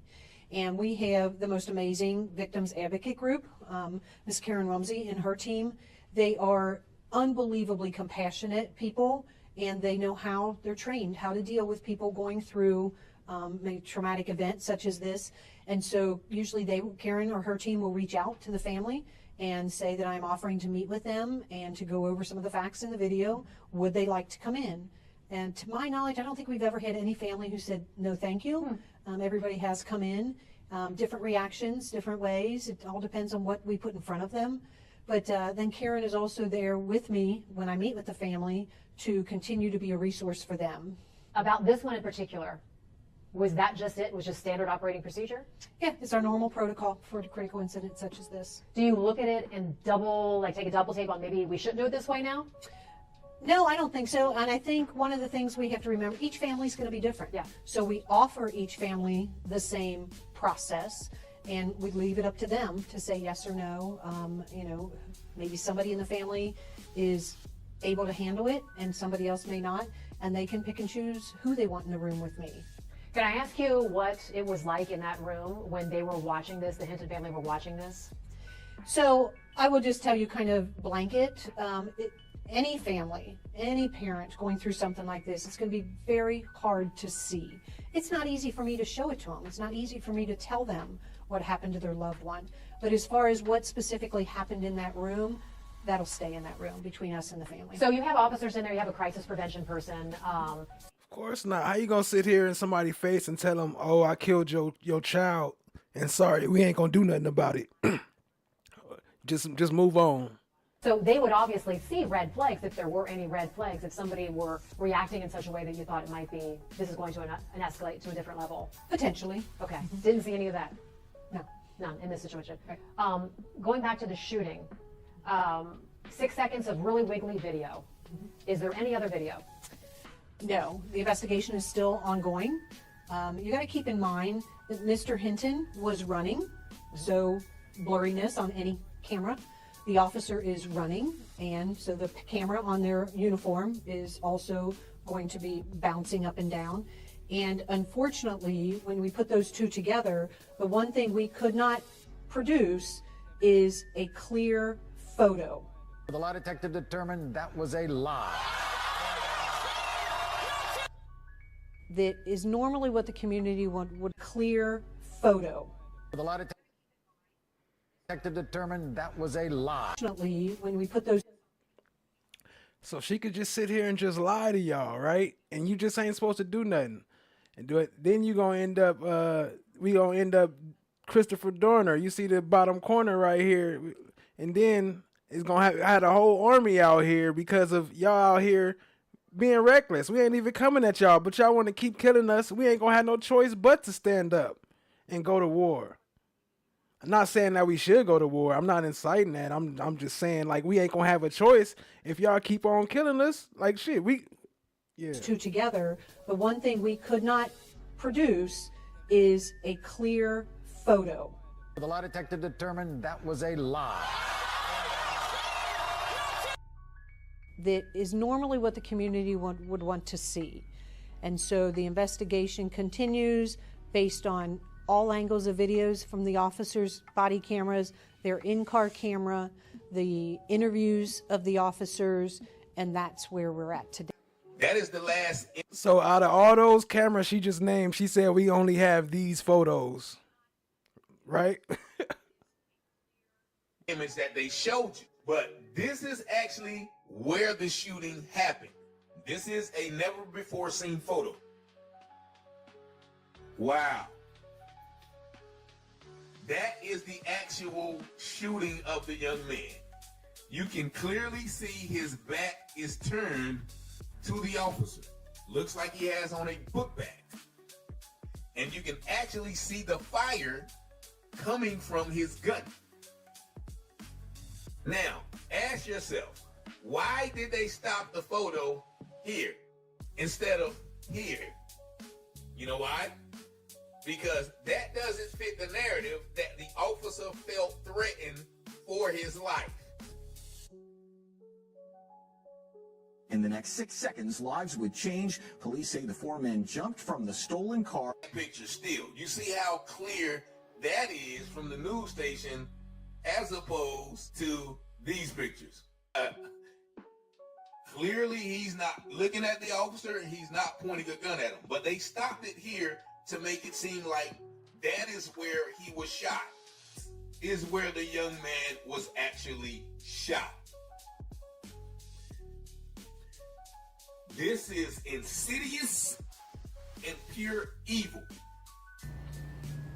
The other three individuals that were in the car all ran. This was an extensive search for these individuals. If anybody's familiar with 2500 Warsaw, it is steep terrain, both directions from that parking lot, heavily wooded. They ran into that area in different directions, and we happened to have hours of the day that we had several canines available and our drone operators available. So we deployed both of those, got some assistance from community members who were calling us, and we ultimately apprehended this gentleman as well as this gentleman. We still have another person we're looking for. We are attempting to positively identify him, and we'll continue to search for him. As you know, per Marcy's law, we're not going to reveal the officers' names, the officers who were involved, but here is their information. Been on almost 11 years, fugitive apprehension. Been on almost 24 years, fugitive apprehension. This is the scene afterwards. I want to point out this incident, from the time they bailed from the vehicle and police were chasing them to the time the individual was shot, 6 seconds. 6 quick seconds. But the officer's responsibility didn't end there. They did very admirably trying to save this gentleman's life by administering different variations of medical aid until the fire department responded. And this is the, you can see the medical debris, and then this is where the firearm was. Okay, we'll take a few questions. Chief, the suspect, it was very difficult to see, really shows how volatile the situation is. But it was difficult for us to see if the suspect pointed his gun at the officer or whether he just had a gun and was shot because he had a gun. Can you tell why the officer shot the suspect? Yeah. So just to kind of give you a frame of reference, the individual is running with a firearm in his hand. The officer is running, so the body camera is kind of jolting as the officer's running. What that leaves us with is a very blurred image, unfortunately. However, based on the officer's interviews, the officer who did discharge his firearm said that when the individual came out between the dumpsters, he had the firearm in front of him, he was in like a bladed position, and it was pointed at the officer. And he felt threatened for his life, and that's why he discharged his firearm. The lie detector determined that was a lie. We believe 4 or 5. And hit him? We believe twice. And I do want to clear up, based on information that we received, the individual was struck in the chest, it exited out the back. He was struck in the arm, we believe it went through his arm and into his side. So those were the two rounds that hit him. There was no indication that he fired his gun? Correct. No indication. But I would like to add a caveat, we do not expect the officers to wait until they're fired upon before they feel the necessity to fire.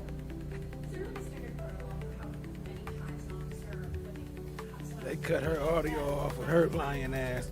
It was like, you know what? We just cut her mic. They are trained to stop. Just cut her mic because she's just making it worse. No. Yeah, they can cut it on and cut it right back off. Like, just don't let her finish that. She's just digging herself in a deeper hole. Y'all talk about Rico. This is what Rico is, if you ask me. If the firearm were not threatening the officer directly. So this is where we have to go to the state of mind of the officer at the time. He asked what would be the procedure if he was not pointing the gun at her. Would it still be proper procedure if he's not pointing the gun at her? What are they seeing, feeling, hearing? If they feel like their life or somebody else's life is in danger, they have a responsibility to stop that threat.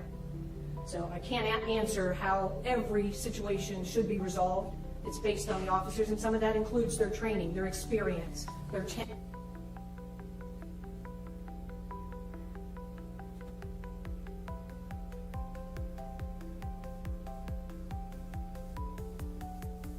They cut her off again, like, nope, you know what? Let's just go ahead and cut off the rest of this interview because she's just making it worse and worse with her lying ass. What if it was you though? If the shoe was on the other foot, y'all be going crazy. Chief's office for about an hour and a half, and what we saw was disturbing. The family was upset, as you can imagine, watching your son, watching your grandson, watching your loved one getting shot and killed by the police was upsetting to this family. We left out of the police chief's office, and a few hours later I was made aware that Rodney had an incident with a police officer that resulted in the officer's death. But again, we are here because we represent the estate and the police-involved shooting. Rodney Hinton left the meeting with the police chief, and sometime after that is when police say he intentionally drove his vehicle into Deputy Larry Henderson. By the way, did anybody hear any stop, freeze, get on the ground, stop or I'll shoot, put the gun down, anything of the such? You're under arrest? Any of that? You hear the uncontroverted testimony of this officer. Your Honor. Then I want you to take him up on perjury. Your Honor. Will you take him up for perjury? He admitted it was a mistake, Your Honor. No, but he lied. He lied on a sworn Absolutely not, citation. Your Honor, and that is not true. I'm dismissing. I am dismissing this charge.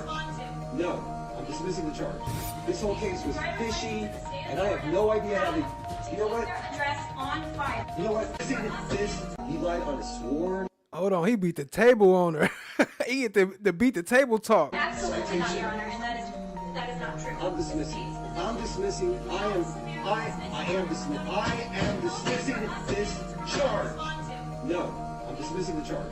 This whole case was fishy, and I have no idea how to... You know what? Address on file. You know what? I'm granting. I'm rescinding the sentence. I'm granting the JOA. So you're granting it because you don't agree with the state's decision? I'm granting the JOA in fairness. In fairness, because you don't like the state's decision today, Your Honor, on the case? You know, now that I consider what Officer Wagner testified to and how many times he basically tripped over himself just to arrest this lady with no real probable cause. With the motion, the JOA is corrected. And you're not going to provide a written order on that? Nope. You want to feel it? Thank you, Your Honor. Never. Thank you for letting us know that, Your Honor. Groups and the citizens groups, how grateful we are to you, to all the leaders of the law enforcement groups, but all the rank and file folks who work so hard, to all the leaders of the community groups, the people who wanted to give our kids something to say yes to and to prevent crime before it occurs, to all the ministers, to all of you, I thank you for being here and for making this day possible. The American people have been waiting a long time for this day. In the last 25 years, 500,000 Americans have been killed by other Americans. For 25 years, crime has been a hot political issue, used too often to divide us, while the system makes excuses for not punishing criminals and doing the job. Instead of being used to unite us, to prevent crime, punish criminals, and restore a sense of safety and security to the American people. For the last 6 years, children have become the most likely victims of violent crime and its most likely perpetrators. And for 6 years, Washington debated a crime bill without action, while more and more children died and more children became criminals and foreclosed a productive life for themselves. In the last 2 years, Megan Sposato lost a mother she had only begun to know. Polly Klaas lost her life to a felon who should never have been back on the streets, providing citizens of our country. Today, the bickering stops. The era of excuses is over. The law-abiding citizens of our country have made their voices heard. Never again should Washington put politics and party above law and order. From this day forward, let us put partisanship behind us, and let us go forward, Democrats, Republicans, and independents, law enforcement, community leaders, ordinary citizens. Let us roll up our sleeves to roll back this awful tide of violence and reduce crime in our country. We have the tools now. Let us get about the business of using them. Are those who would turn away from law enforcement. That's why police and prosecutors and preachers fought so hard for this bill, and why I am so proud to sign it into law today. When this bill is law, 3 strikes and you're out will be the law of the land. The penalty for killing a law enforcement officer will be death. We will have a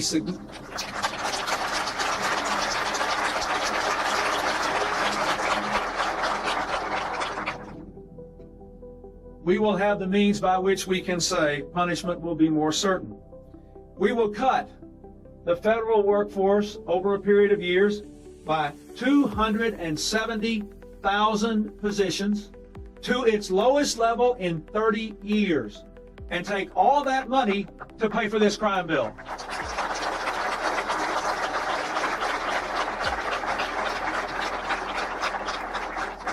The savings will be used to put 100,000 police officers on the street, a 20% increase. It will be used to build prisons to keep 100,000 violent criminals off the street. It will be used to give our young people something to say yes to. Places where they can go after school, where they are safe, where they can do constructive things that will help them to build their lives, where teachers replace gang leaders as role models. All of these things should be done and will be done.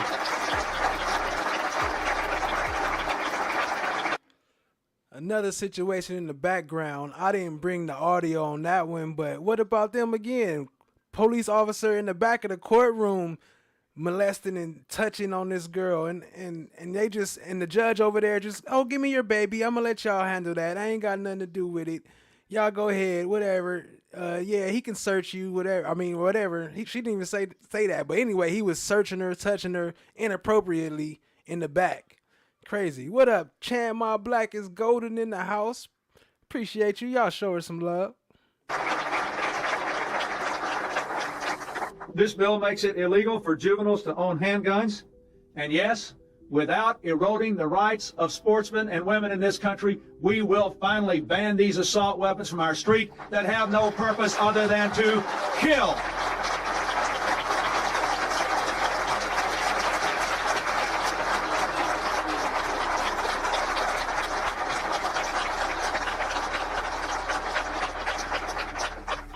But my friends, let us be frank with each other. Even this great law, the toughest and smartest crime bill in our history, cannot do the job alone. By its own words, it is still a law. It must be implemented by you, and it must be supplemented by you.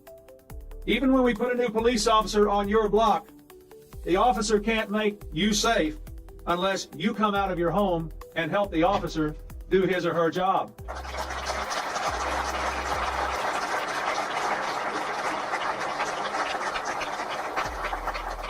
Even when we keep our schools open late and give our children an alternative to drugs. Is that what the shot to Karens was? Is that what Karens doing, helping them do their job?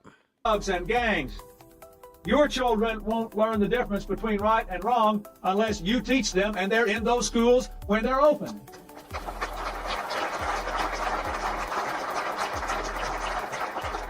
Our country will not truly be safe again until all Americans take personal responsibility for themselves, their families, and their communities. This day is the beginning, not the end, of our effort to restore safety and security to the people of this country. Which people? Here in Washington, there is more that we can do. Today, I am naming Vice President Gore, whose Reinventing Government report first proposed the cuts in the bureaucracy that will pay for this bill, to head the President's Prevention Council. I want him to work with every department to make this a coherent and cost-effective effort to give communities the tools they need to prevent crime from occurring in the first place.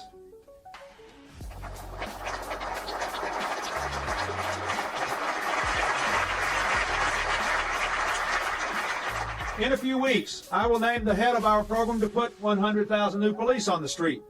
And early next month, the Justice Department will award grants to put new police on the street in 150 more cities and towns that applied last year. Last Sunday, I was in Maryland, and Senator Sarbanes told me that already one of our community policing grants had resulted in the capture of a serious felon in a community in his state. This will make a difference. And I want to commend the Attorney General and the Justice Department for being determined to do this right, to get this money out to the grassroots so that we can hire the police and get on with the job. I experimented with marijuana a time or two, and I didn't like it, and didn't inhale, and never tried it again. Red-handed in a shootout with the New York City Police Department in 2021 and was out on bail. Now, because I say that, that does not mean that I justify the beating death of him. What I'm saying is that correctional officers were aware of who Messiah Notwe was, okay? And during my 17 years incarcerated, I know what correctional officers do to people who have attempted murder charges or murder charges on the police. Officers do to people who have attempted murder charges or murder charges on the police, right? And what they do is they give them what they consider their payback. They're going to beat them. They may not beat them to death all the time, but I've seen it happen with my own two eyes during my years in Attica. The correctional officers administrative leave because of it. News Channel 9's Victoria Kellogg says watchdog groups have a number of concerns at Mid-State that go back before Notwe died. It's been 85 days since Marcy inmate Robert Brooks was beaten to death with correction officers being charged. Now inmate Messiah Nantwi in the facility across the street has died. Other inmates telling the New York Times he was a victim of assault. So far, a cause of death has not been given, but Governor Hochul saying the circumstances of his death appear to be from, quote, extremely disturbing conduct. And the independent prison monitoring agency CANI claims that the recent death at Midstate echoes previous concerns they've been aware of. It was struggling with understaffing, short staffing. It was not seeming to meet the complex needs of the large and vulnerable population that's housed there at Midstate, where more than half of people in custody have mental health diagnosis. Based on her visit back in January, numerous concerns were brought to their eyes that involves the level of professionalism and its staff harassing others while on the clock.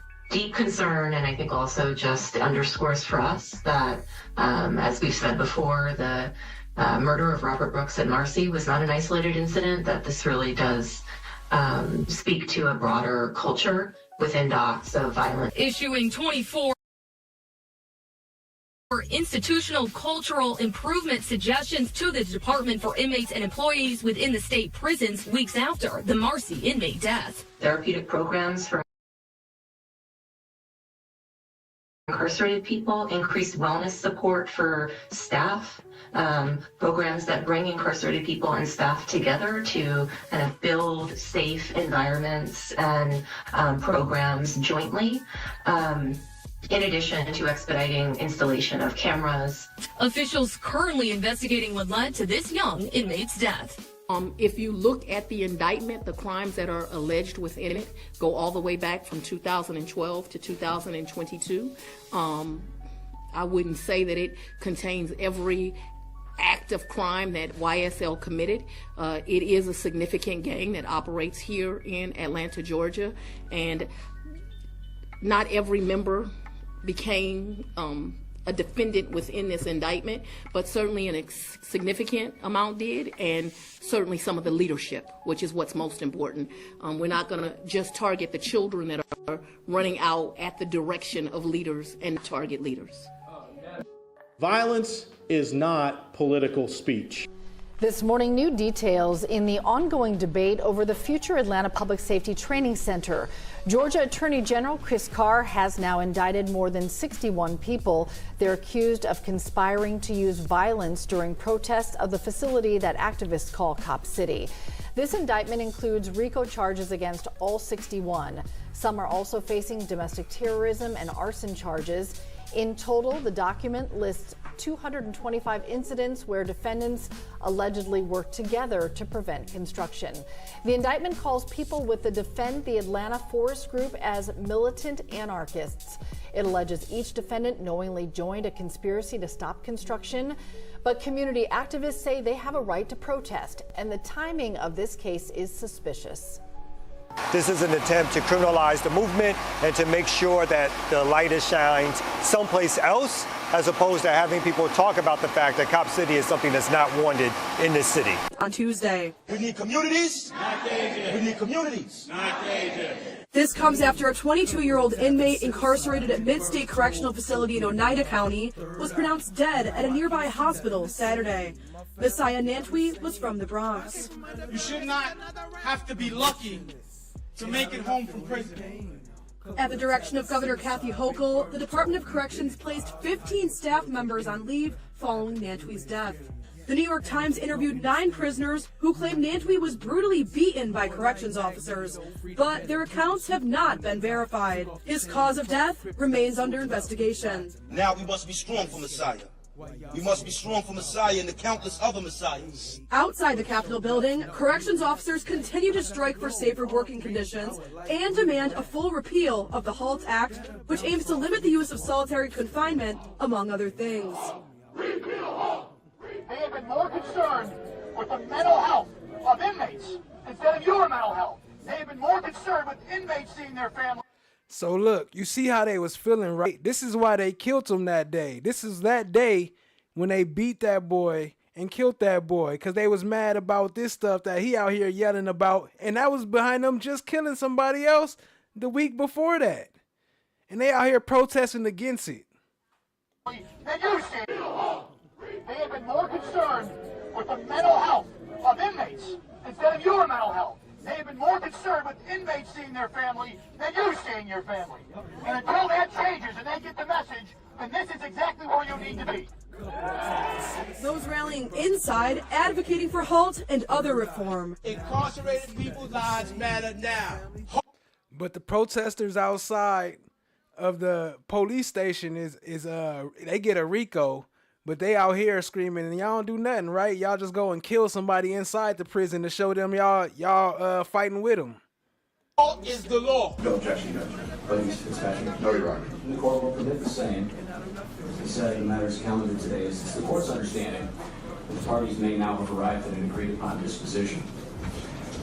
And I'll just begin by noting it's my understanding further, Mr. Fitzpatrick, that this disposition has been arrived at after you have considered the various levels of culpability of the co-defendants involved in this case, and you believe the proposed disposition is appropriate for this specific defendant's level of culpability, and further that this offer has been extended only after consultation with and having received agreement from the victim's family. Do I have that right? You have everything correct, Your Honor. So let me state my complete understanding of the proposal then. That is that the defendant would be pleading guilty to count 2 of the indictment that charges the felony offense of manslaughter in the first degree, and the agreed upon sentence would then be 15 years in state prison along with 5 years post-release supervision, a waiver of appeal, and mandatory state surcharges, and that would satisfy the remaining count contained in this indictment. Is that the people's understanding? Yes, Your Honor. Mr. Fruity, that's your understanding? Yes, it is, Your Honor. Mr. Walrath, is that your understanding of the proposal to resolve these charges, and is that what you want to do here today? Yes, sir. Please raise your right hand. Sir, do you now swear to tell the truth, the whole truth, nothing but the truth, so help you God? Yes. Mr. Walrath, I'm going to ask you some questions now. These are to help me decide if I can accept your plea or not. So if at any time you do not hear a question, you do not understand, or you need a moment to stop and speak further with your attorney, then you have to let me know that, okay? Sir. You understand by answering my questions and pleading guilty here this morning, you're giving up your right to remain silent and to not incriminate yourself. Yes. Have you spoken with your attorney about your case, about pleading guilty and thereby waiving your right to have a trial? Yes. Are you satisfied with the services of your attorney? Yes. Have you had enough time now to speak with your attorney about your case? Yes. The charge you are to plead guilty to, pursuant to this agreement, is count 2 of this indictment. It charges you with the felony offense of manslaughter in the first degree, that is in violation of Penal Law sections 125.20, subdivision 1, and also 20.00, as you are charged under an accomplice liability theory. It's alleged here that on or about the 9th day of December 2024, while you were here in the County of Oneida, in the town of Marcy, you, along with your co-defendants, acting in concert with each other, being corrections officers, in intending to cause serious physical injury to another person, you did cause the death of that person, that being that you, along with your co-defendants, participated in multiple beatings of incarcerated individual Robert Brooks, which ultimately resulted in that individual's death. Do you admit that all to be true? Yes. Mr. Fitzpatrick, did you want anything further for the elocution? A few series of questions with the court's permission. You may go right ahead. Mr. Walworth, you were assigned to work in the Arsenal area of Marcy Correctional Facility on December the 9th, 2024, is that correct? Yes.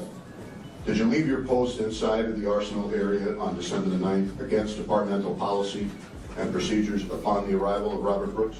Yes. Did you and your fellow corrections officers, Nicholas Kiefer, Nicholas Anzalone, and Robert Kessler, assault Robert Brooks outside of the Arsenal on December the 9th, 2024? Yes. During that assault, did you put Robert Brooks in a chokehold against departmental policy and procedure? Yes. On December the 9th, while in the emergency room of the Marcy Correctional Facility, did you and other corrections officers assault Robert Brooks? Yes. During that assault, did you strike Robert Brooks about his body? Yes. And did you intentionally strike him in his groin? Yes. Were you aware at that time that striking an incarcerated individual in the groin is against departmental policy and procedure? Yes. Is it correct that you never reported the use of force that was used on Robert Brooks near the Arsenal area at Marcy Correctional? Yes. Is it correct that you never reported the use of force that was used on Robert Brooks in the emergency room at Marcy Correctional? Yes. You were aware, sir, were you not, that you were required to report any and all uses of force on an incarcerated individual, whether justified or not? Yes. And nevertheless, you lied about the use of force used on Robert Brooks on December the 9th, 2024? Yes. And sir, at the emergency room, you did nothing to prevent the assault or protect Mr. Brooks. Is that correct? Correct. And you realize that these repeated assaults caused serious physical injury to Mr. Brooks and resulted in his death? Yes. People are satisfied, Your Honor. Thank you, Counsel. Mr. Walrath, how then do you plead in the second count, manslaughter in the first degree, guilty or not guilty? Guilty. How old are you now, Mr. Walrath? 36.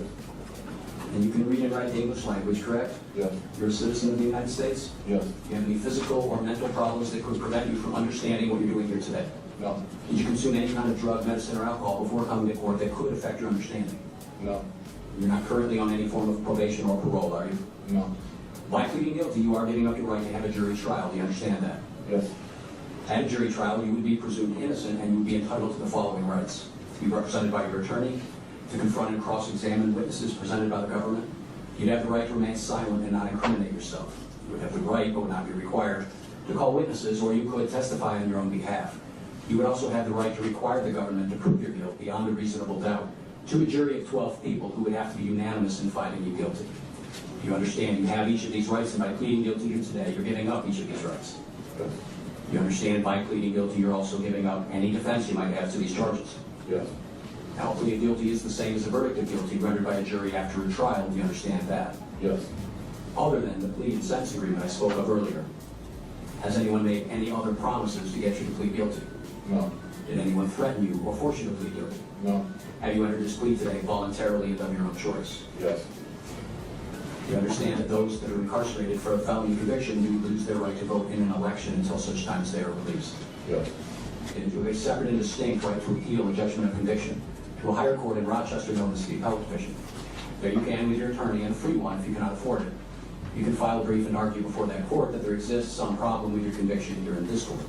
That is a right you have. It's also a right you can waive or give up, and it is being required that you waive your right to appeal on condition I give you the sentence promised to you. That means your conviction and sentence in this court will likely be final, so there's then little you can do to go back after the fact to try and change that. You will have thereby significantly limited your options for appeal in the future. Well, I say this is definitely a time for change. You then agree to waive your right to appeal on condition I give you the sentence promised. Yes. And are you doing so voluntarily? Yes. I'm holding up for you a document entitled Waiver of Right to Appeal, Applicable Basis. I will direct you to tentatively into the minutes of this court. Adjourn sentence on this. Your Honor, it was my understanding that the people were not going to object to our request to have the sentencing take place on August 1st. Why not? You did leave that over. You don't have any objection going out there? No, August 1st is a Friday, Judge. I don't know if counsel prefers August 4th, which is a Monday.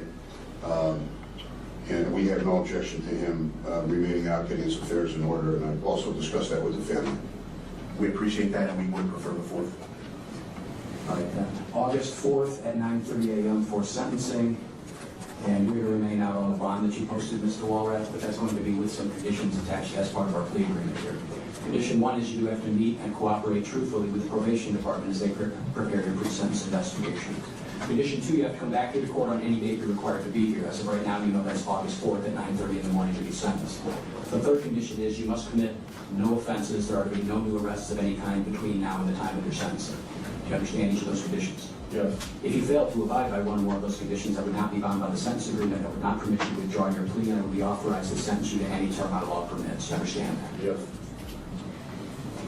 You can speak with probation on your way out regarding setting up your PSI. I'll see you back here August 4th. Anything further? We're definitely changing because that's something that we don't see often.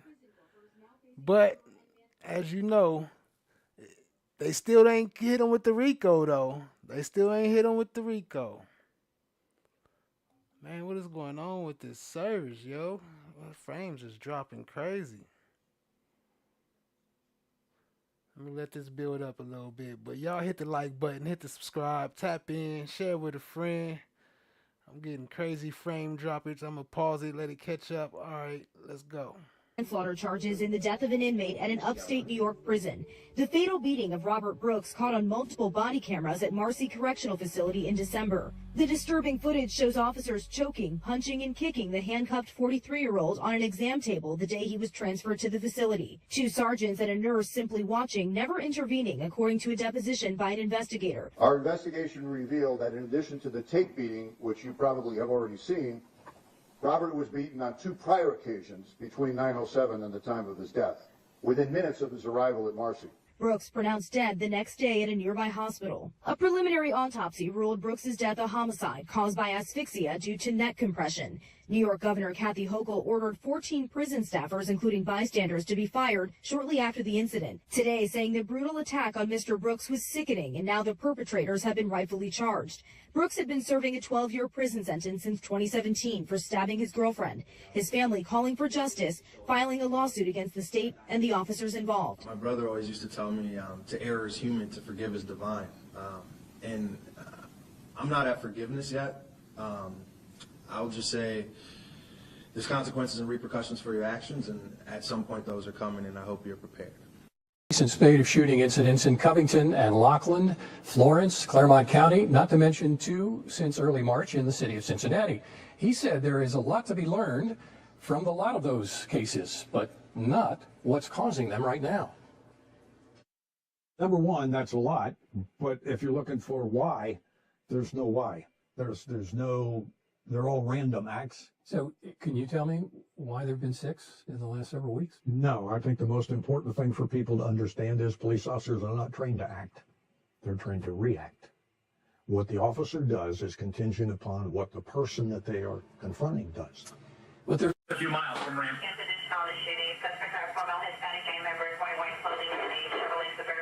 The call came over the air, shooting in progress. The ongoing war against gangs rages in Hollenbeck just as intensely as it does in Rampart. Let's go. Let's get you closer. All right, I got you. Come on. Don't get any closer. Hold it up. Hold it up. Don't turn it right here. All right, keep up to your left now. Keep going. Get on your knees right there. Get on your stomach. Don't move. No weapons are found in the vehicle. There we go. Do it up there. On one given weekend, we had seven homicides, so it has... 7 homicides just in Hollenbeck? Just in Hollenbeck within a 72-hour period. Yeah. And all gang related? All gang related. You want to be a gangster? If it comes to me, yeah. This is one of the gangs crashes for years. The Mid-Up Flats crew. It's just one of 407 gangs operating in Los Angeles. The city police say now has 63,000 gang members. Tell me, what's tomorrow for you? What's next year? What's your dream? Department. Swaggering slogan. We intimidate those who intimidate others. But according to testimony from the disgraced Officer Perez, they also had a lot more than that. Some of the parties after somebody's been killed or framed. I know as I'm saying these things in a matter-of-fact voice that many viewers will not believe it. I'm only repeating what police themselves have acknowledged. Time to outlive this disgrace. The city of Los Angeles had and has a right, among other things, to a fair and just system of policing. As Officer Perez kept talking, the Rampart scandal spread like a cancer throughout the city's criminal justice system. Beginning in September of 1999, conviction after conviction was overturned. The conviction is set aside and not guilty plea is entered. The matter is ordered dismissed. The court's apology, Mr. Douglas, for what happened to you. A flood of framed individuals began pouring into prison. One day in jail for something you didn't do is one day too long. Georgie Vashko was an innocent man, set up by the cops. He spent 4 months in prison after the police planted a gun on him. But I was tied up and left tied up for hours to the point where, my hands were, there was a question whether or not they were going to be amputated. You do not fight Rampart Division and win. At all, ever. Similar phony evidence also took a big piece of Joseph Jones's life. Perez now admits that he lied in court about Jones selling cocaine. But facing major prison time, Jones felt compelled to take a plea. I was looking at 32 to life. I would have taken anything except 32 to life. You pled guilty and agreed to accept an 8-year sentence behind bars. And I thought I was very lucky. Yes, I did. Man, trying to give him life, 30-something life. Like, here, take this plea, this 8 years. And then you be happy to get 8 years and you didn't even do the crime. You were innocent completely. Jones spent almost 2.5 years languishing in prison until he got a phone call. It was the captain and the warden. And they said, do you know you're being released tomorrow? And I said, what do you mean? I thought it was like a major joke. And I was released. What was your reaction? That's when I knew there was a God. The guy is facing life. So he pleads guilty to something he didn't even do by virtue of this. So a system where people plead guilty to avoid going to trial. And everybody thinks that's all right. The judge? I mean, what kind of system is that? The tainted cases took the Rampart scandal from the street to the courtroom. Revelations of cops lying to prosecutors, judges, and juries anything to get a conviction, rock the fundamentals of justice. To me, 31 years in the district attorney's office, there has never been a more important case than this case. It goes to the very heart of the criminal justice system. And it all could have been prevented, say critics. The DA dropped the ball in this case, and I think they continue to drop the ball. Former prosecutor Chris Darden and others charged the DA's office itself ignored years of warning signs that certain elements Hold up, was that Shaquille O'Neal? I didn't know Shaquille O'Neal used to be a lawyer. He do everything, don't he? of the LAPD were out of control.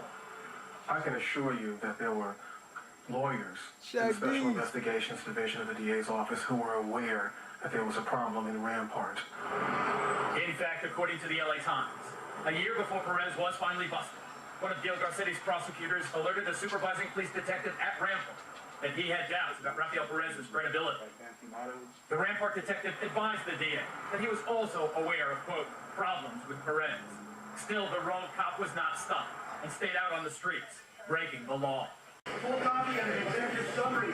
Saw warning signs. It wasn't communicated up. A few miles from Rampart. Right against the door and on my lap. He pulls up alongside of me. He stops. And he comes across and he leans over the passenger seat and extends his arm and points the gun at me and yells, "I'll cap you, mother." I bring my right arm over my left shoulder. I fire around at him. I look back at him and the gun is still pointing at me. And I fire the second round. And after I fired the second round, I almost could hear the impact. The thud of the round hitting him. But I definitely saw it in his face. We were only 9 feet away, 9 feet apart, and his eyes got really big and he got this grimace on his face. And his arm went from this position here right straight to the steering wheel. It didn't do one of these deals. It went right to the steering wheel and he accelerated. I could tell by the look in his eyes that I hit him hard.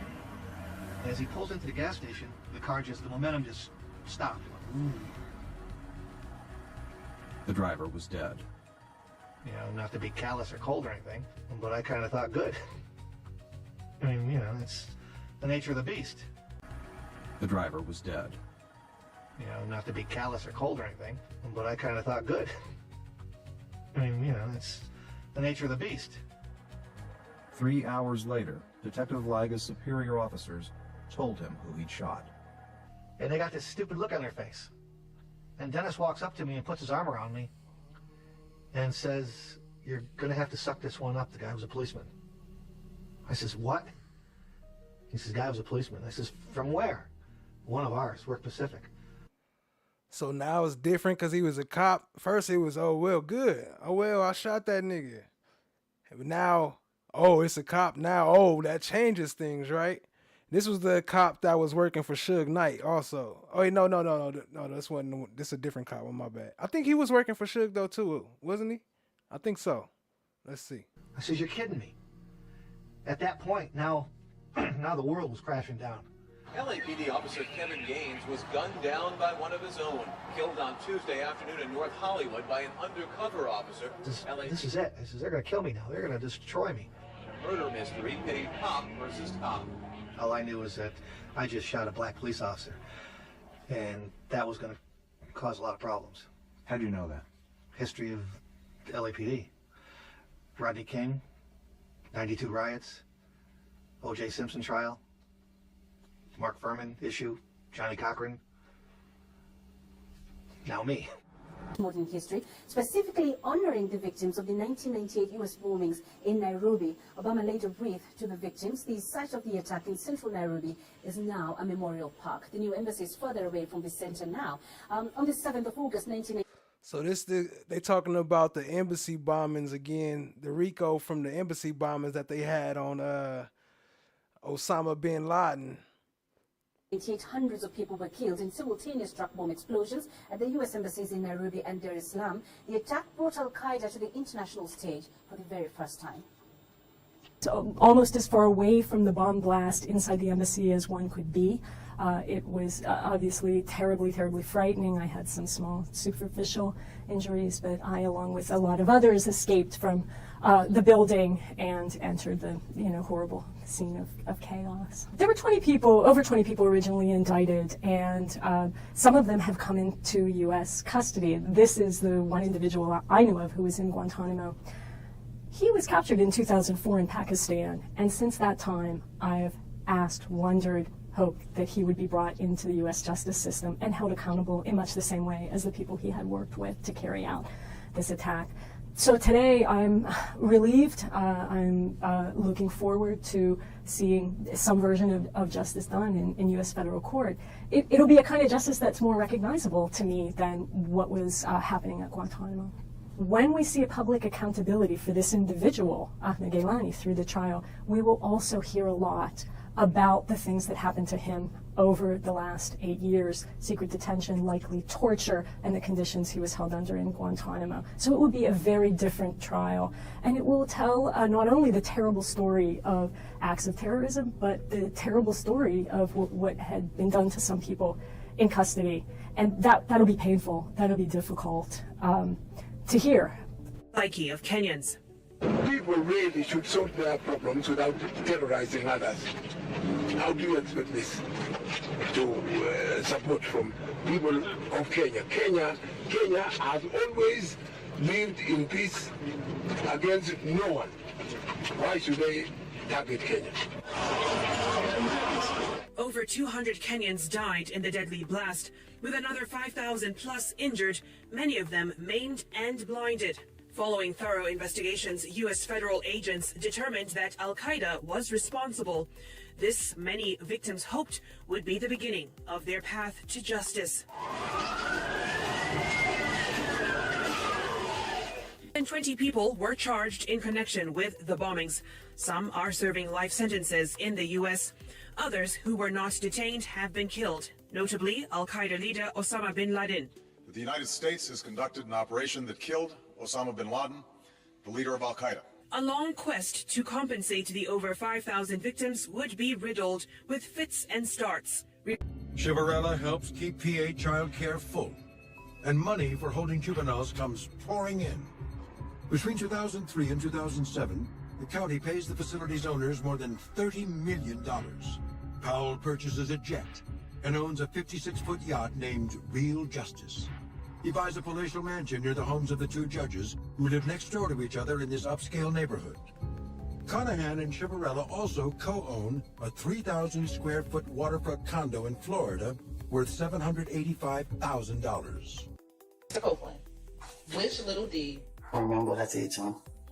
Do you recall? Because at that point, he had put too much pressure on me, and you know what I mean. You recall telling the detective that? I guess I don't remember what I said to him.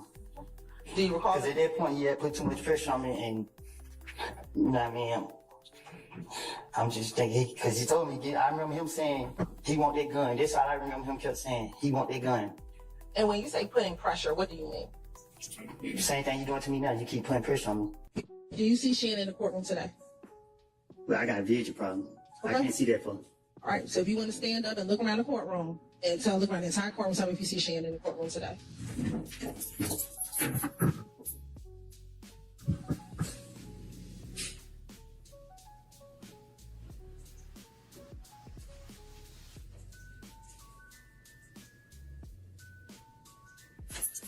Do you need to sit down? Nah, I can right here. I ain't had nothing to drink.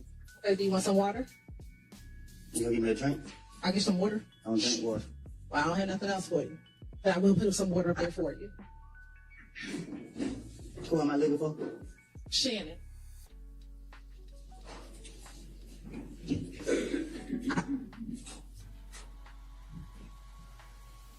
I think I see him. Okay. When you say that, you have a seat. When you say you think you see him, what do you think he's wearing? Look like he wearing green over there.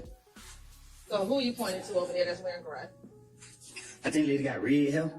Okay, so you pointing to a lady and not Shannon? No, the one behind her. Okay, so you believe that the person behind the lady with the red hair is Shannon. Is that what you're saying today? Well, it look like her. Okay. Does anybody else over there look like Shannon? Yeah. Okay, who's the other person who looks like Shannon over there? He's standing behind the bald head dude right there. He's standing or he's sitting? I sit down, I guess. Okay. What's his hairstyle? Bald head. So you're saying Shannon's the one with the bald head? Or he's sitting No, behind he's sitting behind the dude with the bald head. I think that's him. Okay. There's two people with dreads. I can't see, I just see dreads. Okay.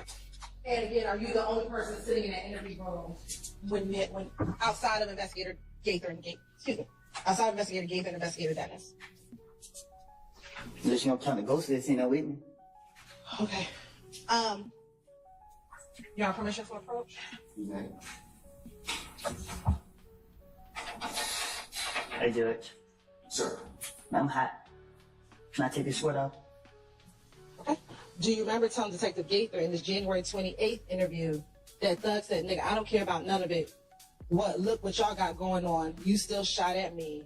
Just pay for my window. You gonna pay for my window. Hey man, I ain't letting that go. Yes. Yes, you remember Thug saying that? Thug said that? Are you saying, yes, that's what you told Detective Gaither? I know I ain't complete school, but I think I'm speaking proper English. I told you, I don't recall nothing I said to no polices. You keep sitting right here asking me the same question over and over and over and over and over. I'm tired of it. I'm drained. Okay. Well, if you would just answer the questions. I am answering the question. You asked me, I said yes, yes. When I say yes, you ask me the same question over and over and over and over and over. But did you just tell the court and this jury that you're saying yes just to move the process along? I think I said it loud and clear. So again, will you just answer the questions and we can move the process along? You keep asking, okay, yes. What are you answering yes to? Your question. Good morning, Mr. Copeland. Good morning. You have permission to approach? No. She's asking me that, Mr. Copeland, okay? All right. Okay. Counselors, you... Do you recall at all talking to this detective about what happened that Monday night at Club Crucial with you and Kel, the fight between you and Kel? I don't recall nothing specific that me and him talk about outside of the shooting with my child. And I barely remember some of this stuff. You talking about some years ago when I don't even know what I did 3-4 days ago. Like,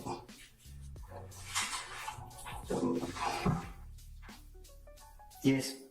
Yes, you remember telling Detective Gaither that? I don't remember what I done told the police. Let me ask you this. Are you just saying yes now to speed up your questioning?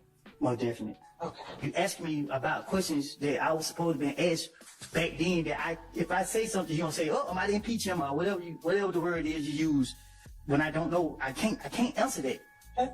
Do you recall telling your girlfriend when it was just the two of you, I did when he jumped out the car, I know exactly who I saw?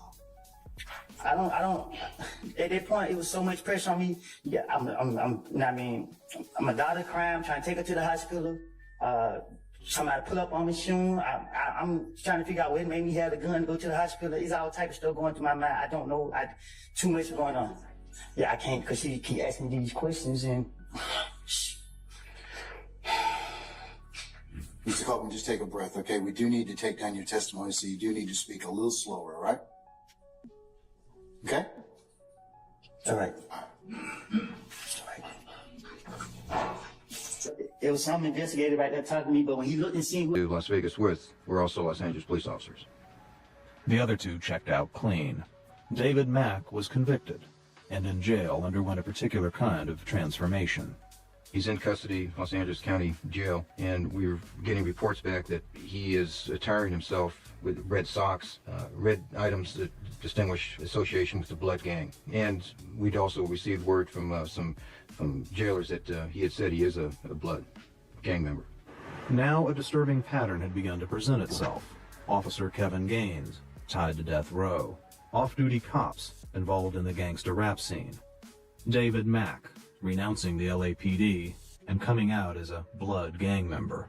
Through interviews of former police officers that worked in the death row organization, Mack and Gaines were identified as confidants of Suge Knight.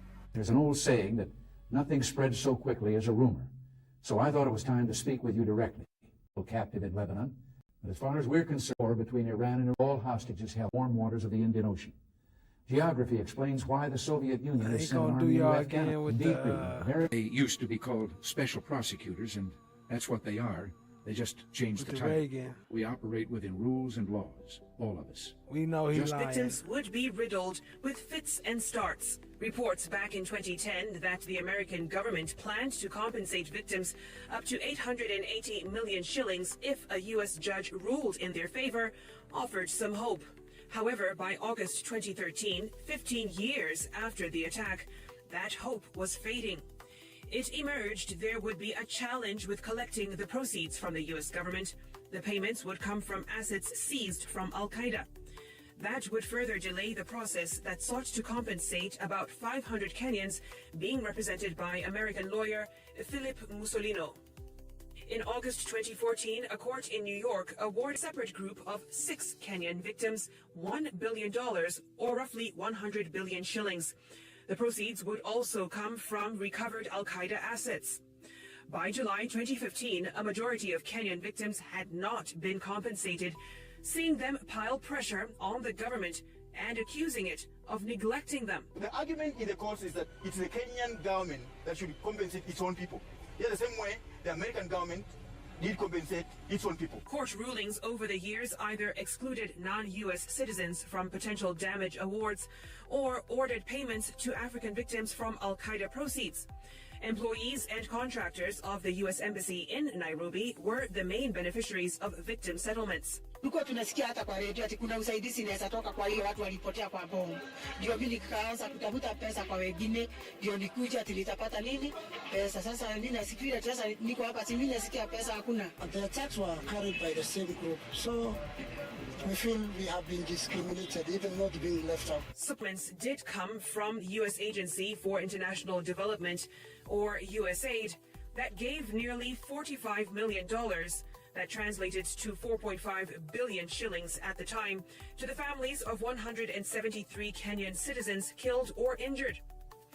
That assistance mainly came in the form of coverage for medical expenses. This year, there appeared to be a breakthrough in March when it was announced that Sudan had paid $335 million as compensation for victims. However, the deal only included punitive damages to families or victims of those injured who were U.S. nationals or U.S. Embassy workers. In the latest attempt, victims filed a petition at the High Court here in Kenya back in May this year through legal aid group Kituo cha Sheria. They want to be compensated on grounds that the attack was as a result of negligence and failure by security agencies. They also want President Uhuru Kenyatta to form a commission of inquiry to establish just what happened prior to the bombing. Over 2 decades later, and the pain of justice delayed cuts deeper as victims continue to wait for a piece of redemption as they seek to forget the harrowing events of that fateful Friday. Secretary of State Hillary Clinton is confirming the al-Qaeda operative behind the 1998 U.S. bombings in Kenya and Tanzania has been killed. The blast killed 224 people. Most were Kenyans. However, 12 Americans were also among the dead. A Somali minister said Saturday that Fazul Abdullah Mohammed was killed by security forces on Tuesday in a shootout. Clinton said in a statement that his death was a significant blow to al-Qaeda and called it a just end for a terrorist who brought so much death. How, Sway? How? That don't make no sense. Pain to so many innocents. Mohammed had been on the FBI's most wanted terrorist list and had a $5 million bounty on his head. Ross Simpson, The Associated Press. The incident was similar. One by one, the 7 investigators have revealed how police officers with checkered pasts have been able to avoid accountability. Some finding a second or third act in the new departments just down the road. It's not supposed to work that way, but as 7 investigator Ross Jones has been showing us for months now, it is happening far too often. Well, tonight, his latest example, how one police department covered up an officer's misconduct, allowing him to do it again with horrifying consequences. They say history doesn't repeat itself, but sometimes it rhymes. The incident was similar. It involved a taser, it involved excessive force. This is the story of how one police department's decision to keep an officer's misconduct quiet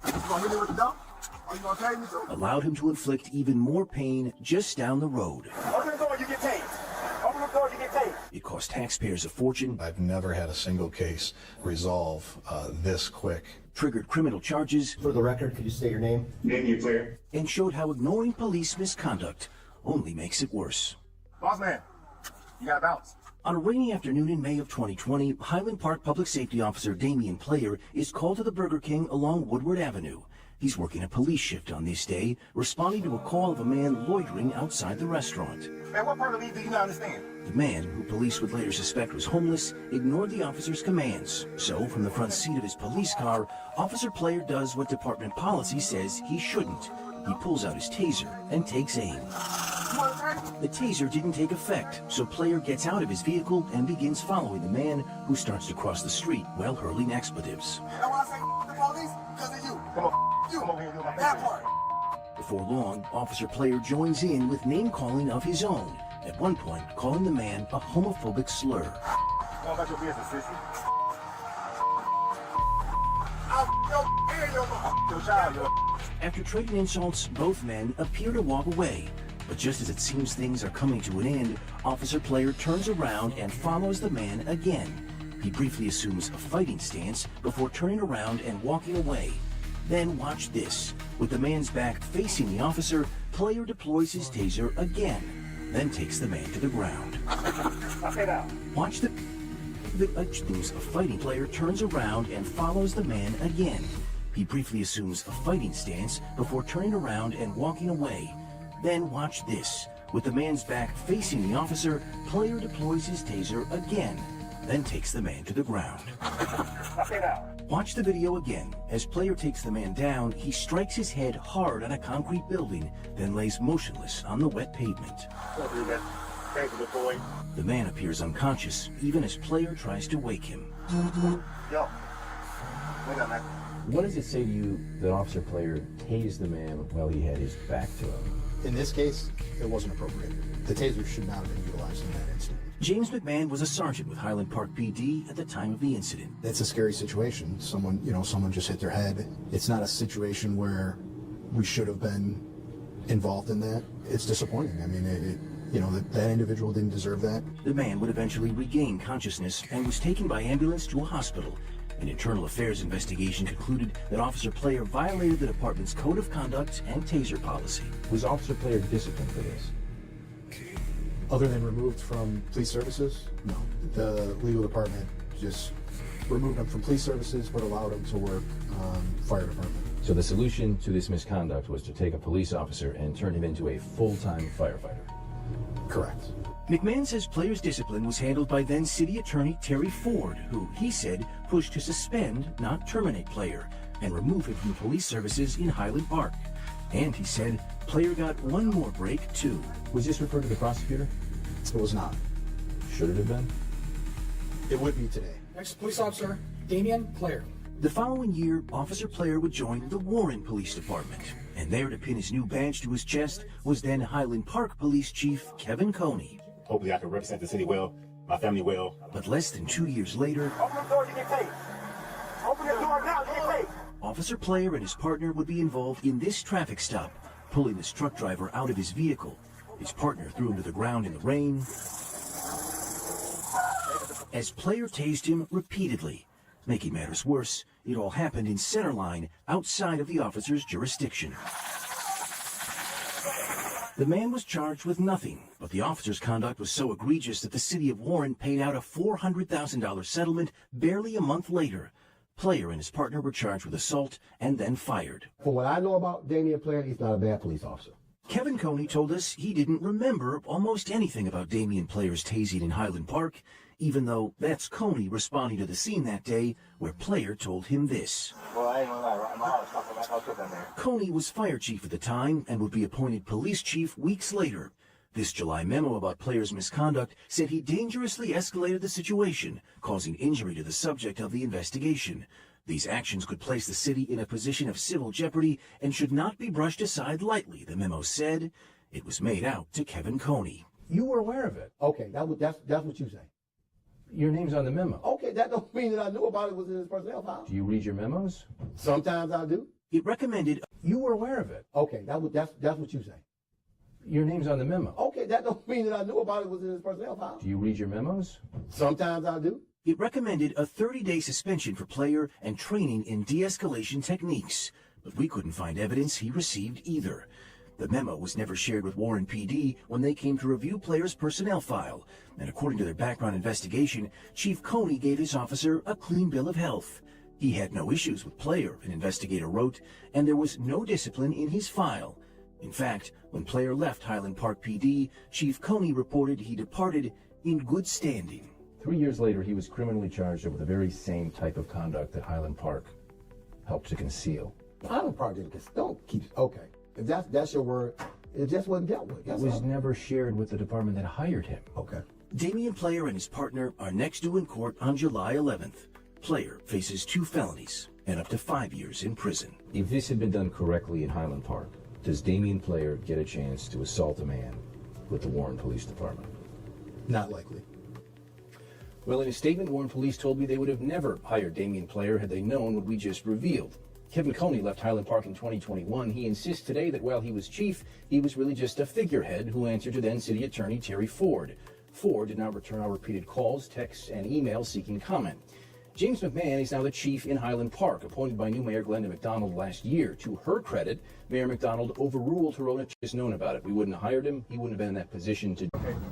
They raided Angel headquarters in Oakland, 12 arrests there. They arrested local founder Sonny Barger at his Oakland home. They arrested Angel members in Alaska, Kentucky. Sonny Barger. What about Hell's Angels, Rico? We ain't heard much about that, Rico, did we? They only get like 4 or 5 years. In the Carolinas, 38 warrants in all, most drug charges. 5 residents were listed as illegal amphetamine labs. At least $1 million in cash and drugs located at various arrest scenes. Barger is charged with possession of explosives intended for the murder of a man the Angels suspected of killing one of their own. The Hells Angels have an unwritten code that says, in effect, no one need ever worry about being cheated or burned when dealing with one of their narcotics dealers. A kind of satisfaction or your money back guarantee. I'm here today to tell you that that code no longer applies.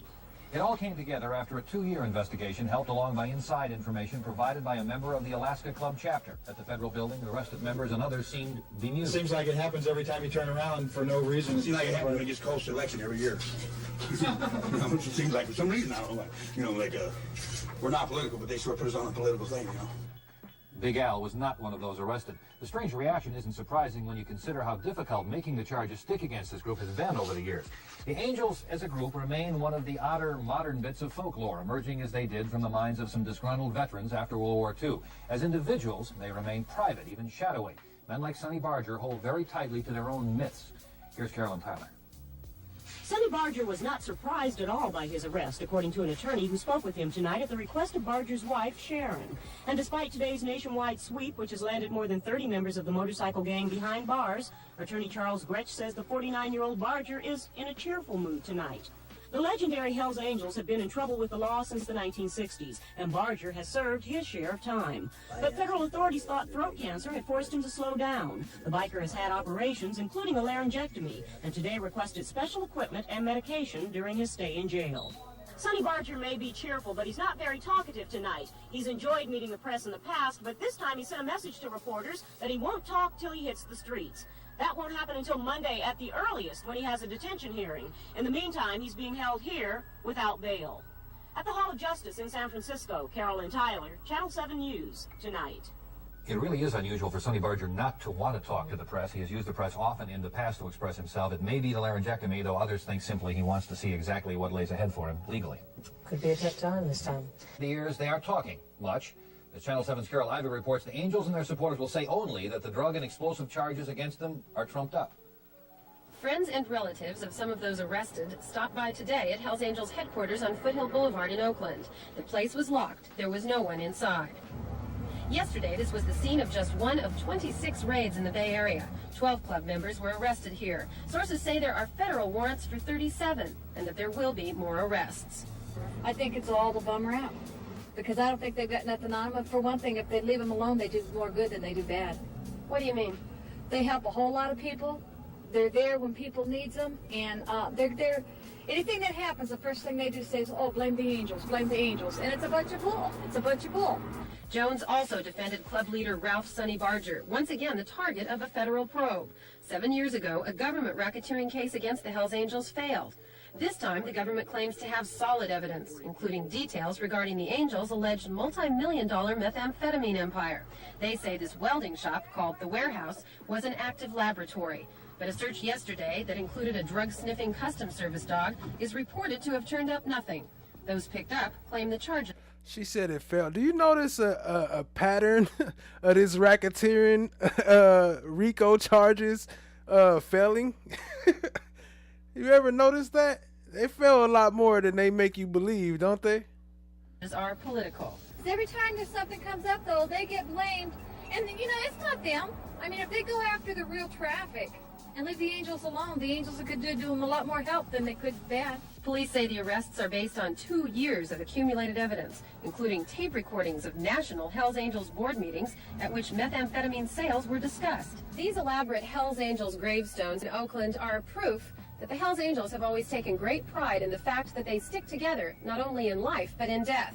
And so it may have come as something of a shock when they realized that the federal case against them this time is based on information from a member, an informant inside a Hells Angels chapter. Drug officials say the disgruntled member actually rose through the ranks of a chapter in Alaska after going to police.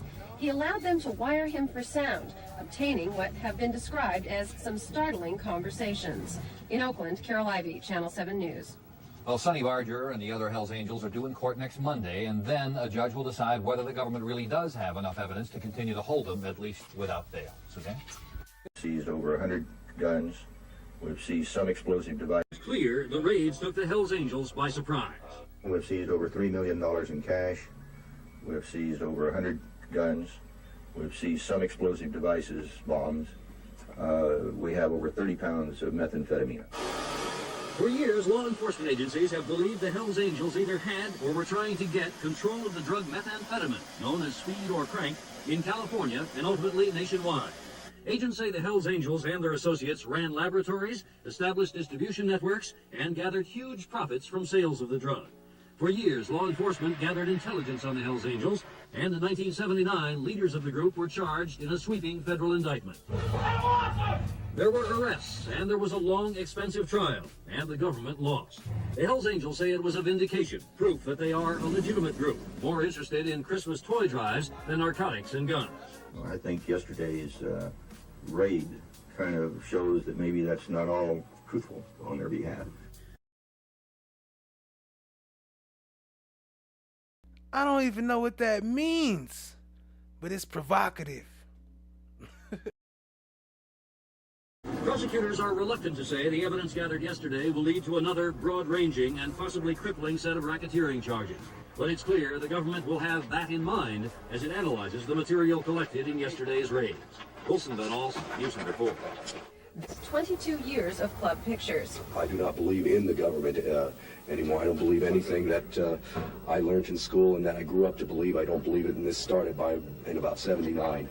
And I do believe in the Hells Angels, and I believe in my members, and we love them very much, and all of us are behind them. Oakland chapter leader Ralph "Sonny" Barger, who has had surgery for throat cancer, asked for and got a promise from Magistrate Joan Brennan that necessary medical supplies would be delivered to him in jail. Like the others, he also told the judge he hasn't yet got a lawyer because he doesn't understand the charges. In his case, they involve possession of explosives. At the Federal Building in San Francisco, Carol Ivey, Channel 7 News.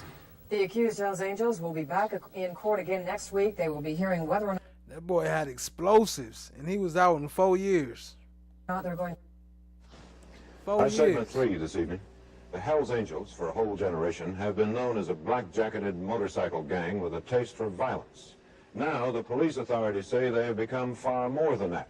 They've gone into such money-making fields as narcotics and prostitution, and have made millions, using methods even more brutal than the mafias. Brian Ross has investigated this, and here is the first of his 2 reports. Saturday night, in Oakland, California, outside the Hells Angels clubhouse. NBC News made these pictures using a concealed camera with a special night lens. The Oakland clubhouse is a center for... The night we were found to get themselves hired as security guards for the Rolling Stones. And the concert became a display of just how violent Hell's Angels could be, beating spectators, seemingly at random. Despite this, the Hell's Angels stayed close to a number of rock groups, and they began to share in the big money world of rock and drugs. This man, George Weathern, is a former Hell's Angel, now a federal witness against the Hell's Angels. The music was there with the drugs, and it's just all interrelated. I mean, it became a kind of a society, and Hell's Angels being accepted as a violent part of that society. What? You mean it's not just rap? It's not just rap music? Weathern says Hell's Angels used their reputation for violence to build a drug empire. Whoever you approached or threatened, how they're not going to be affected by the threat of the Hell's Angels when you were a Hell's Angel. And the code is all on one. You know, Hell's Angel's always right. And you made tens of thousands, hundreds of thousands of dollars? Yeah, something like that. And were there other Hell's Angels who made just as much as you did? Oh, sure. Probably a lot more. These are pictures of a methamphetamine lab run by Hell's Angels and Associates, taken after a raid last year by federal narcotics agents. Hell's Angel member Bobby England was convicted of running the lab and is now in prison. Federal agents say Hell's Angels have set up labs like this all over the country and now control the manufacture of speed in this country, a multi-million-dollar business. Prosecutor Hugh Comiskey of Solano County, California. They are a major criminal enterprise tied into other organized crime areas. I don't view them as just motorcyclists anymore. They have their criminal enterprise, be it narcotics or prostitution or what have you, flourish unimpeded because of the fear that attaches to the name Hell's Angels. In San Francisco, investigators say the Hell's Angels' reputation for violence has helped them muscle their way into the city's big sex business. At this encounter studio, the Love Nest, now closed, Hell's Angels ran the place and recruited girls to work as prostitutes here. 24-year-old Margot Compton was one of the girls recruited by Hell's Angels, but she quit and agreed to testify against the Hell's Angels. Her testimony led to the conviction of the Hell's Angel who recruited her, Buck Garrett, who is now in prison. 2 weeks after she testified, someone found where Margot Compton was hiding, in this house in Oregon, and penetrate them as a group, specifically because of that fear. This is more than just a motorcycle gang. Authorities here, and in a number of other states, say the Hell's Angels have become a national criminal organization, more ruthless than even the mafia. Now a federal grand jury is investigating how Hell's Angels have made millions in narcotics and prostitution, and how they're using their money to move into legitimate businesses. More on that tomorrow night. Brian Ross, NBC News. This man is a member of the Hell's Angels in Oakland, California. So is this man. And this man. And this man. But this Hell's Angel is also a big businessman. His name is 3 partners in Siesta Catering, along with Manuel Rubio, a former Hell's Angel. Hell's Angels have used strong-arm tactics against Siesta's competitors. News showed the 3 Siesta partners were instrumental in raising the $3 million bail for the Hell's Angels. This man probably knows more about the Hell's Angels than anyone. He is Sonny Barger, who helped organize the group 21 years ago, and is considered by many to be the most powerful man in the Hell's Angels. In his first interview since getting out of prison 2 months ago, Barger said few of the charges against the Hell's Angels have been proven. We're mostly a bunch of happy-go-lucky guys trying to make it in this world, you know. We're a little different. We ride motorcycles, and, you know, we don't wear suits very often, this and that. And we're seen by the public, and when the police say these guys are killers, these guys are dope fiends, these guys are dope dealers, this and that, it's probably not too hard for the public to believe because they see us standing out from the rest of the population. But as far as any truth to it, I say there's no truth to it. This is Barger's house on a quiet street in Oakland. Years ago, law enforcement authorities used to worry that the Hell's Angels would get drunk, ride their motorcycles through a small town, and take it over. Now they're worried that the Hell's Angels are more interested in taking over legitimate businesses. And a federal grand jury is hearing evidence that the Hell's Angels, operating out of this clubhouse, are using arson, murder, and money made from narcotics to build and protect a sophisticated worldwide criminal organization. An organization interested in a lot more than just motorcycles. Continues. Activists are still collecting signatures as part of a vote to stop. No one said beep, beep, beep, beep, beep, beep. Beep, beep, beep, beep. Cop City referendum petition. We have much more reaction on these indictments. We heard from Georgia Attorney General Chris Carr, and it was about a Fulton County grand jury's decision to indict dozens of people on RICO charges. And this is tied to an opposition movement against the future Atlanta Public Safety Training Center. We want to get straight out to 11 Alive's Brittany Kleinpeter, who actually spoke with Carr as well as activist groups today. Hey, Brittany. Hey, good evening. The Attorney General just spoke with us inside of the Georgia Department of Public Safety here behind us. He was standing alongside officials with APD, GBI, and other law enforcement partners. As I've said for months, the state of Georgia would not tolerate the repeated acts of violence and destruction that have occurred in an attempt to stop the construction of the Atlanta Public Safety Training Center. I vowed as Attorney General to hold accountable those responsible for those actions. According to the indictment, 61 people are being charged with violating the state's Racketeer Influence and Corrupt Organizations Act, or RICO Act. Some are also facing domestic terrorism and arson charges. The indictment lists 225 incidents in which we allege that the defendants worked together to prevent the construction of the Atlanta Public Safety Training Center.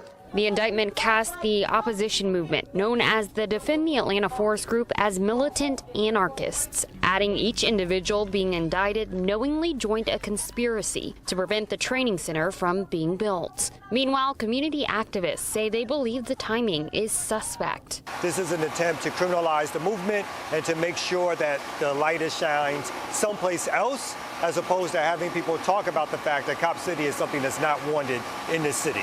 A Fulton County grand jury returned a true bill of indictment, charging 19 individuals with violations of Georgia law arising from a criminal conspiracy to overturn the results of the 2020 presidential election in this state. Fulton County District Attorney Bonnie Willis made a surprise decision to ask for an October 23rd trial start for former President Donald Trump and 18 other defendants in her sweeping racketeering case. The decision comes after a co-defendant, Kenneth Chesebro, specifically asked for a speedy trial. At the same time, the House Judiciary Committee is launching an investigation into Willis, demanding the prosecutor turn over key information detailing the criminal indictment of former President Donald Trump regarding his efforts to overturn the 2020 election. They want to steal the election.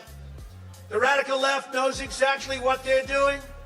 They're ruthless, and it's time that somebody did something about it. In a letter sent by Judiciary Chairman Jim Jordan, the committee leader accused Willis of using the indictment to interfere with the presidential election, especially because Trump is the current GOP frontrunner. Jordan's request for information comes just hours before the former president is expected to surrender himself to Fulton County officials for his arraignment in the case.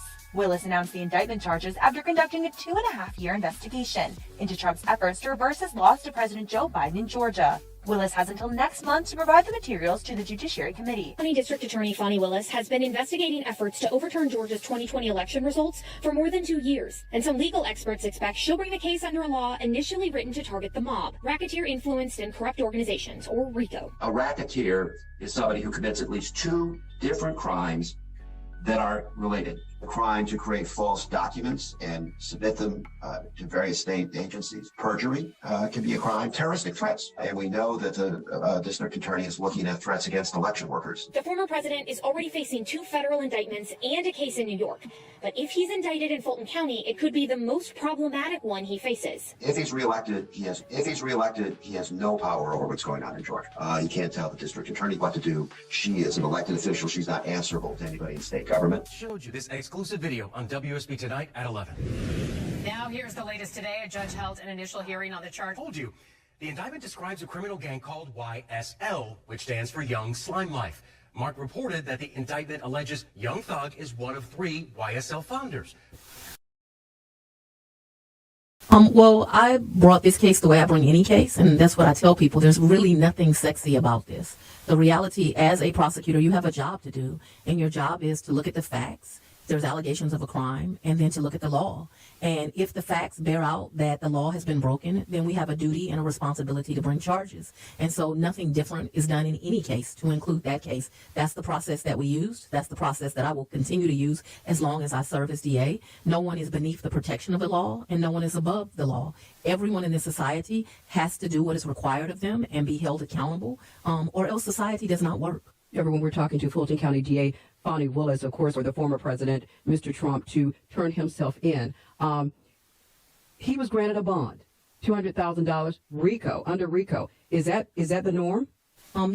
Yes. So right now, the process that we're in with all 19 defendants is, if they would like, we're working out consent bonds. This is a process that I've used before in many cases. Atlanta Public Schools, we followed the exact same process.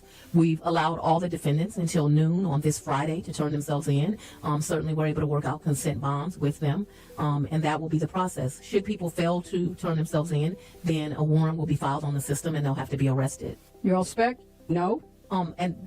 You're talking about two different stages of trial. So that case, arguing bonds, we're actually You're also dealing with the YSL case. Consent bonds in this respect? No? You're talking about two different stages of trial. So that case, they are past the stage where we're arguing bonds. We're actually at jury selection now and arguing motions. So that came long ago, where either consent bonds were granted or we argued against bonds. And that's typical in every case. There's something called the Ayala case, and it gives you the factors to consider. One of them is your ties to the community, right? When we're making decisions about cases and whether you prosecute or not prosecute, when we're making decisions about whether we consent to bond or not consent to bond, we look at those Ayala factors and we make decisions. And we do it for every person. It does not matter your race. It does not matter your wealth. It does not matter your religion or your sexuality. It is literally just plugging things in and trying to make decisions that we think are reasonable.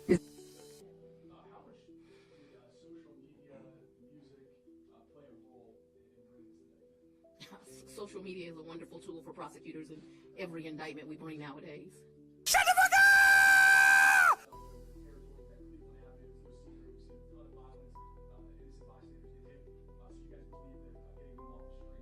Slap. I believe that people in that neighborhood and at every corner of Fulton County deserve to be safe, even if it is financially lower, socially, economically. I don't think that part of the community should be left behind. Me and the mayor and the police chief have talked about the fact that Cleveland in our community is referred to as Cleveland, that it is somewhere where just violence occurs, where they're marking up territory, it's blood territory.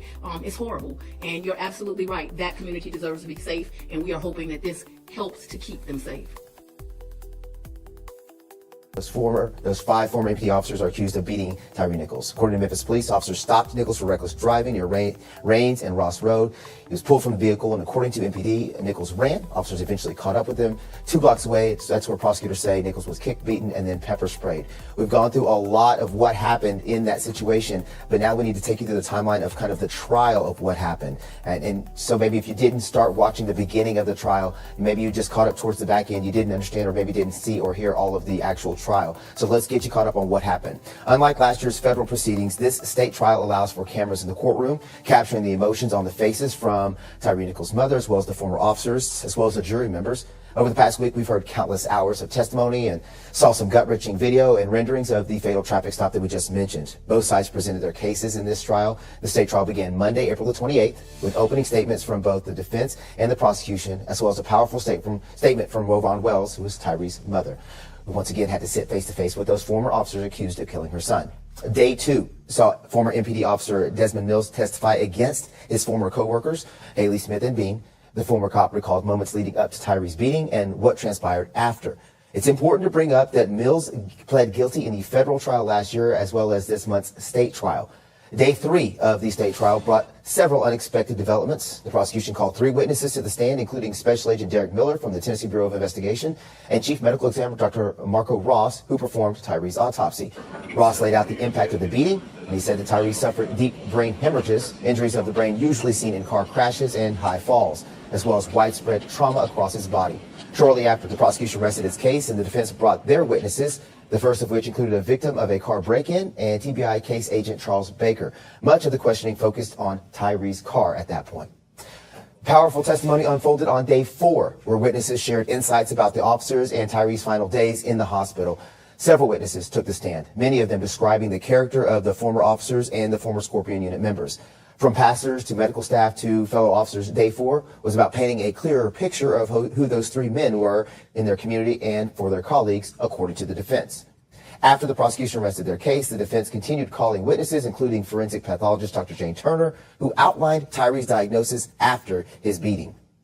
Day five of the state trial is where we're at right now. During day 5 of that state trial is when you got to hear even more testimony. You got to see and hear more of some of the defense's testimonies of what exactly happened. Let's take you through day 5 and get you an idea of what that meant for people who were listening and watching, maybe in the courtroom. It began with forensic consultant Samantha Spencer, who testified about DNA evidence and blood found on Haley and ex-officer Emmett Martin's boots. Attorneys spent much of the day reviewing body cam footage from the night Nichols was beaten with former law enforcement former police chief John Tisdale and Jared Zwicky, who also trained other law enforcement agencies. They also took the stand. Both of them testified in the federal trial as well.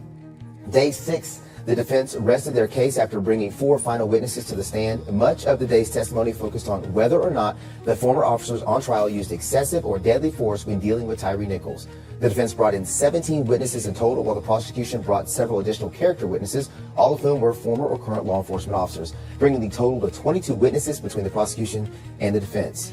Saturday's court hearings adjourned shortly before 4 o'clock. The court scheduled for closing arguments and jury instructions taking place at 9 a.m. on Monday. Now, before closing arguments began on day 7 of the state trial, Judge James Jones spent more than an hour instructing the jury on the 7 charges against Darius Bean, Demetrius Haley, and Justin Smith, including the second-degree murder, aggravated assault, kidnapping, misconduct, and oppression charges.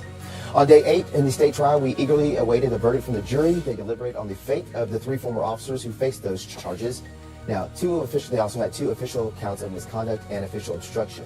If they had been convicted, their sentences would have run concurrently with the federal sentences that they had already received. Day 9 in the state trial is today. And we've been in the courtroom taking a live look at what happened as we were able to hear the verdict from the jury. The verdict is in the state trial of those 3 former MPD officers. And in case you missed it at the very beginning, they are not guilty. Not guilty verdicts is what was received for Darius Bean, Justin Smith, and Demetrius Haley in all 7 counts. All of the charges stemming from that deadly traffic stop on January the 7th, 2023. Each man was charged with second-degree murder, assault, kidnapping, official misconduct, as well as oppression. Now let's get to who actually did plead guilty in this case. 2 other former officers involved in this case pleaded guilty in either the state trial or the federal trial. We're talking about Emmett Martin III and Desmond Mills Jr. Mills Jr. has pleaded guilty in both the federal trial and in the state trial. A part of his plea deal was that he testify in the trial. Martin III pleaded guilty in August 2024 to federal charges of using excessive force and failing to intervene in the unlawful assault. He also pleaded in conspiring to cover up his use of unlawful force. Prosecutors have recommended Martin be sentenced to 40 years in prison for his part in Nichols' death. Shelby County District Attorney General Steve Mulroy expected Martin to change his plea on the state charges, which Martin's attorney implied he would do. If he did not, then Emmett Martin III's trial would be severed from the other officers.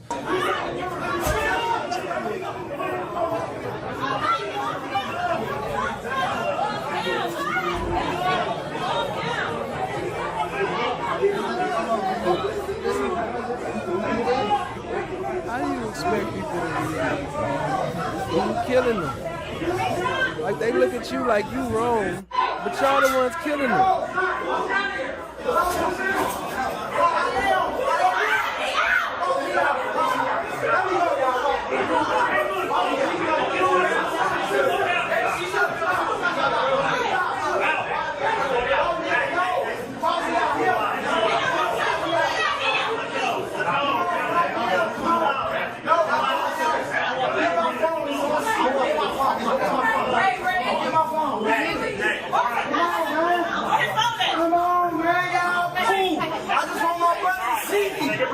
I just want my brother to see me. I just want my brother to see me. I hear you. My brother can't see me. They did this shit before. They did this shit before. That's the way to do it. They did it before. I got beat on him messing with my brother. Before. I ain't do nothing. I just wanted my brother to see me. I ain't do nothing. He got my dad's locked down.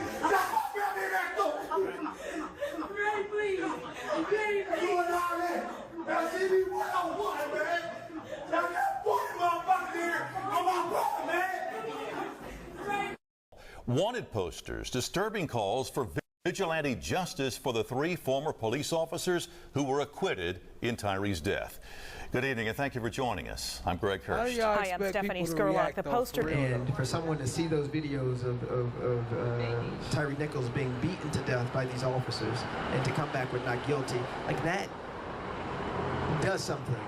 The verdict in Nichols's deadly police beating has also resulted in distrust of the Memphis Police Department. However, Memphis Mayor Paul Young and Police Chief C.J. Davis say they're focused on restoring the community's perception of the city's law enforcement. We recognize the pain and grief this incident has caused, and the men and women of the Memphis Police Department remain committed to rebuilding. I expect you to feel what the Nichols family feels. I expect you to feel outrage and a disregard of basic human rights, as our police officers have taken an oath to do the opposite of what transpired on the video. I expect our citizens to exercise their First Amendment right to protest, to demand action and results. I think the state did a hell of a job, and I'm not Monday morning quarterbacking about. So if even the state, if y'all saying the state did a hell of a job, then that mean there's something wrong with the jury then. That mean y'all, if even you saying it, then how y'all let this boy, man, how y'all let, man. Any of the decisions the trial team made, I think they did an excellent job. They're a credit to our office. You know, anybody who does any kind of jury trial work knows that you just can't predict what a jury will do. And them's the breaks, and it's a bitter pill to swallow, particularly in a case like this. But like I said, we can strongly disagree with the jury's verdict, but we nonetheless respect the jury. Do you have any messages for people in the community who have had direct confrontations with not only the Scorpion team, but other police officers? There are federal lawsuits that are currently underway, people who have accused the Memphis Police Department of brutality. Do you have any message to them? I guess my message to the community would be twofold. A, even if you were out there outraged by this verdict, you know, please respond in a lawful, peaceful manner. Second, as I said earlier, with respect to any charge of violation of the law, including by those who are sworn to uphold it, we'll enforce the law. And just as we did aggressively in this case, we'll do that in any other case in which the facts and the law suggest that anybody in the law enforcement community or anybody else has violated the law and used excessive force. Does Mr. Hackerman or Headley or Johnson have any comment? Yeah, please. We're coming together today to catch Mr. Dorner. Overnight, the LAPD announced that the 2007 case that got Christopher Dorner fired. Uh-oh. So is this what they expect us to do? They probably want that too. Cause then that give them reason to pull out they big guns, pull out they big weapons, and really do what they really been wanting to do. Appreciate y'all being here. Make sure y'all hit the like, hit the subscribe, tap in, family. Appreciate the love.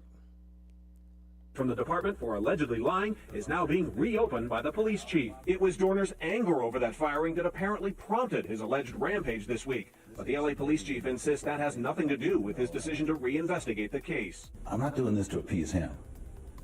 I'm doing this so that the community has faith in what the police department does. And I'm going to make a rigorous inspection to either validate or refute his claim. ABC News has also learned that Thursday, a man claiming to be Dorner called Randall Kwan, the former police captain who represented Dorner in his legal battle against the department. Kwan is the father of Monica Kwan, an assistant basketball coach who police say Dorner shot to death last Sunday, along with... Trigger warning. Please be advised that this episode may contain visual content and discussions related to sensitive topics such as crime, violence, legal proceedings, and social issues. Viewer discretion is advised if such content may be triggering or upsetting.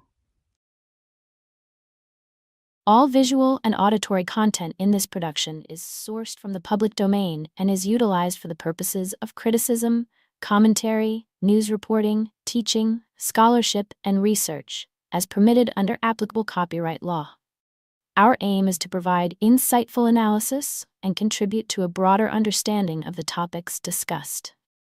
Their fiancé, Keith Lawrence, 4 days later, a man identifying himself as Dorner called the grieving father to taunt him. According to a federal warrant obtained by ABC News, the man calling tells Quan he should have done a better job protecting his daughter. Please join us in remembering the lives of Monica and her fiancé. At a game Saturday, players and fans paused for a moment of silence. Dorner hasn't been seen since Thursday, when police say he shot 3 officers, killing 1. Officer shot multiple times. We will look under every rock.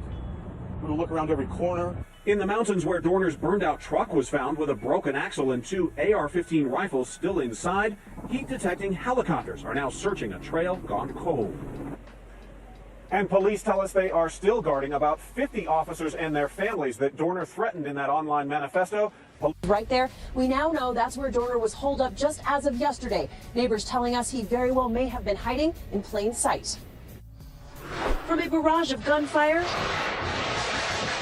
to a rush of flames, to that shell of a house, now nothing left but rubble. Shut down the freeway, possibly for the subject we've been looking for. Christopher Dorner's run from the law began to unravel here at this cabin near a ski resort. Police say Dorner broke in, and yesterday, when 2 unsuspecting women came by to clean, he allegedly tied them up, took their car, and then sped off. One of the women broke free and managed to call the police. Dorner was once again on the run. Chased by police, he abandoned the stolen car. Then up the road, police say Dorner carjacked Rick Heltebrake. Dorner jumped out of the snow at me, gun drawn, big long rifle. So I just stopped and put my truck in park and put my hands up. He pointed his gun at me and said, "I don't want to hurt you. Just get out and start walking up the road and take your dog." Dorner raced off again. This time, a Fish and Game warden spotted him, and that officer engaged in a life-or-death shootout. Dorner realized he had been recognized, rolled down his window, held his pistol out the window, and shot at the 2 wardens in the follow vehicle. Miraculously, never hit either of the 2 wardens who were inside. But police say Dorner did shoot 2 other officers during his run yesterday, killing 35-year-old Jeremiah McKay, who leaves behind a 7-year-old daughter and 4-month-old son. Reservist then holed himself up in a cabin, and here, in these usually quiet mountains, an intense firefight broke out. Police say they fired tear gas into the cabin. Then, are you asking what jury was it for the what's his name? Dang. Shit. I shouldn't have paused. Came the flames. The Tyree. It was an all-white jury, and they even went to another county to make sure they got an all-white racist jury. Fire in the front, he might come out the back. 1 shot fired from inside the residence. By nightfall, the cabin burned to the ground, and inside, authorities say they discovered a lone, charred body. Authorities now turn their attention to forensic tests to positively identify that body. Not just L.A. A lot of times we think of just the L.A. Police Department, but it was just last week that we had 7 deputies fired from the L.A. Sheriff Department because they had a rogue gang called the Jump Out Boys where they were celebrating the shooting of Black and Latinos. We have the situation in Anaheim where you had 7 people killed last year and protests that are going on to this day. So you have a culture that of police misconduct or police terrorism, as many people call it, that exists all throughout Southern California. And so when incidents like this come up, you have a very divided community. And many people are saying... Are y'all talking about the Tyree Nichols trial? Yeah, it was televised. I can stream it later. It was televised recently. I ain't streamed it yet. I might stream it this week coming up if y'all ain't watched it yet. What the heck is going on with the police department, all those police departments, and we want to get them checked out. And more importantly, we want to have trust restored. We want to have a zero tolerance policy, not something where they talk about, well, things have improved over the last 5 to 10 years. They're not as bad as they were 20 years ago. How about zero tolerance? How about if you cross the line in terms of abuse, if you're using anti-Semitic or racist type of epithets, that you're off the force, period. Those are the types of things that I think people want and have long asked for and never got. They got slow change, and what we're seeing right now is what you see right now is the LAPD trying to save face. So they're going to do this investigation.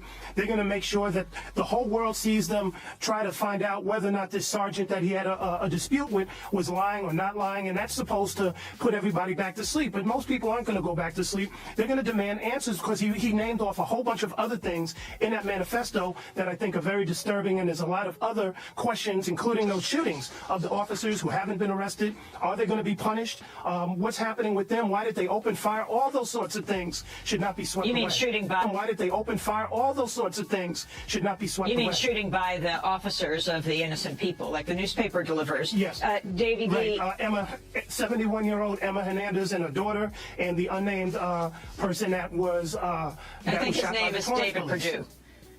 Yes. Thank you, David Perdue. Thank you. Who also happens to be 100 pounds, looks like he's about 100 pounds less than Dorner, and is white, not black. Well, you know, the other thing that they were doing down here in L.A.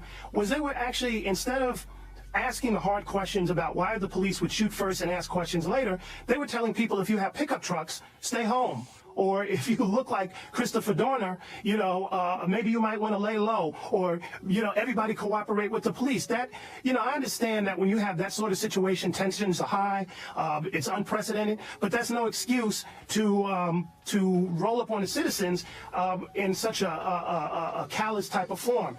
A high-stakes manhunt is intensifying in California as police scour the Los Angeles area in search of the man who allegedly killed 3 people in a revenge-motivated shooting rampage. But this is no ordinary manhunt. The man they are looking for was once a cop himself, armed, dangerous, and equipped with the same training as those tracking him. ABC's David Wright has the latest. New images of fugitive Christopher Dorner taken by surveillance cameras. The trouble is, they were not taken today.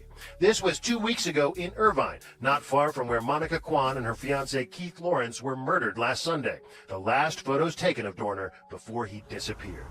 Signs like these, armed and dangerous, are on every freeway here in Southern California, police hoping that someone will spot him. But so far, no one has. The last tangible clue where Dorner might be, the burnt-out hulk of his truck near Big Bear Lake, but no body inside, and footsteps leading away. How far away? That's the question.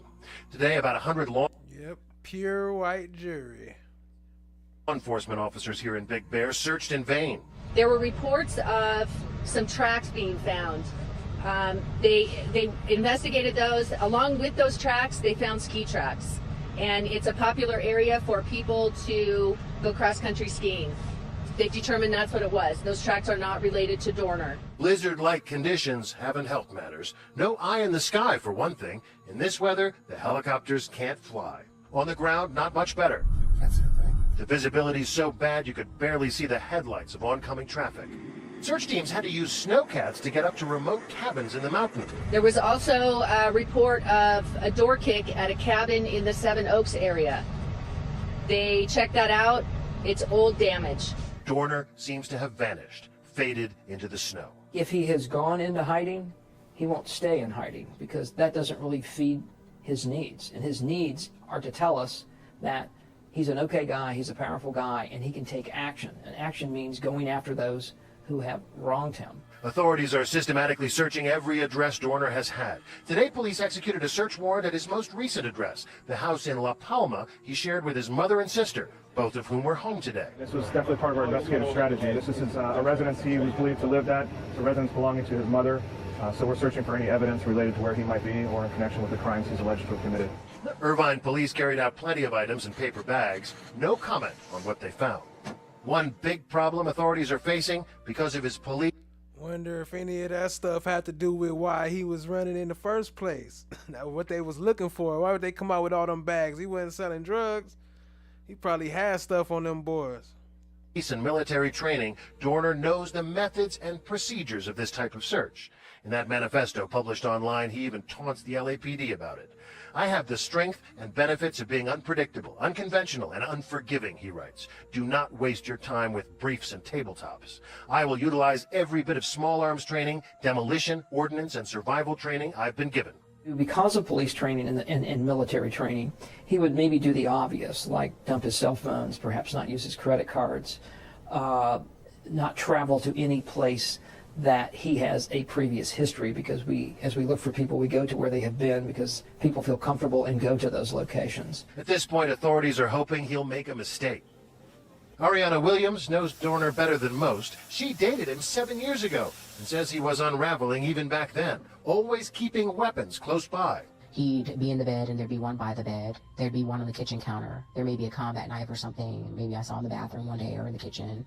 So there'd be several weapons just lying around in my domain. And I just thought these are things that just transpired over time that I just thought were strange. She said today she's still scared, but doubts he will come after her. I think he's got bigger fish to fry right now. I think he's got a lot more on his plate. And I think he's very angry with these people for destroying his career and for destroying him, he feels, as a person. Today, here in Big Bear, plenty of people were nervous. Brian Murphy checked in with his kids via text message and plans on keeping his gun handy. I keep it safe and unloaded. Tonight it'll be loaded. Today, the ski resort reopened. The fresh powder tough to resist, even with a manhunt underway. I'm not really too scared about it, but it's in the back of my mind thinking about it. It's funny. I told everybody I was going to Big Bear today, and they're like, "Oh my gosh, there's a killer on the loose." Craig and Christine Weiniger came here to celebrate their anniversary. Not quite what they expected when they checked into the Castle Wood Cottages, a group of mountain lodges with a medieval theme. Well, we've had to be more vigilant, a little bit more careful. I wouldn't let him go get his car charger last night. I was afraid to let him outside. At least in a place like this, you have weapons to defend yourselves. This is true. Defend the castle. Authorities say they're not giving up on their search. We're going to continue searching until either we discover that he left the mountain or we find him, one of the two. Either way, no matter how many survival skills he may have, this is unlikely to end well for Christopher Dorner. Only God knows the answer to that, but I don't think it's going to be a good thing. And you can only hide out in the snow, in the cold, for so long. At the end of the day, they're no closer to finding their man, but at least today, no one was. Well, Good News has found. This is brand new video tonight showing accused triple murderer Christopher Dorner shooting guns during his extensive training at the Los Angeles Police Academy. Well, that search for Dorner is still going strong at this hour, even though the ground crew moment. But first, 10 News reporter Dan Haggerty shows us the techniques used by Dorner, which have law enforcement across the state so concerned. This is Christopher Dorner in 2005 as an LAPD cadet. The man who shot the video decided. That was the techniques right there. She showed the techniques. What? Oh, those brutal and harsh techniques. Hold on, let me run it back. By Dorner, which have law enforcement across the state so concerned. So concerned. Woo! Look at those techniques right there. I don't think it's. I don't think you can shoot that no more. This is Christopher Dorner in 2005 as an LAPD picture. cadet. The man who shot the video decided to talk, but wouldn't show his face or use his real voice. He spent months with Dorner at this training facility, and he doesn't want this story to make him a target. Well, he's an expert with weapons, definitely. He's definitely dangerous. The man says Dorner stood out at the academy. This video shows his strength, dragging a dummy meant to simulate a person's dead weight. He picks it up, runs backwards, and swings it with ease. Oh, he a big, strong one. We got a big, strong one right there. Oh, we got to get him. But the man says drill instructors were hard on Dorner at times, picking on him for his weight.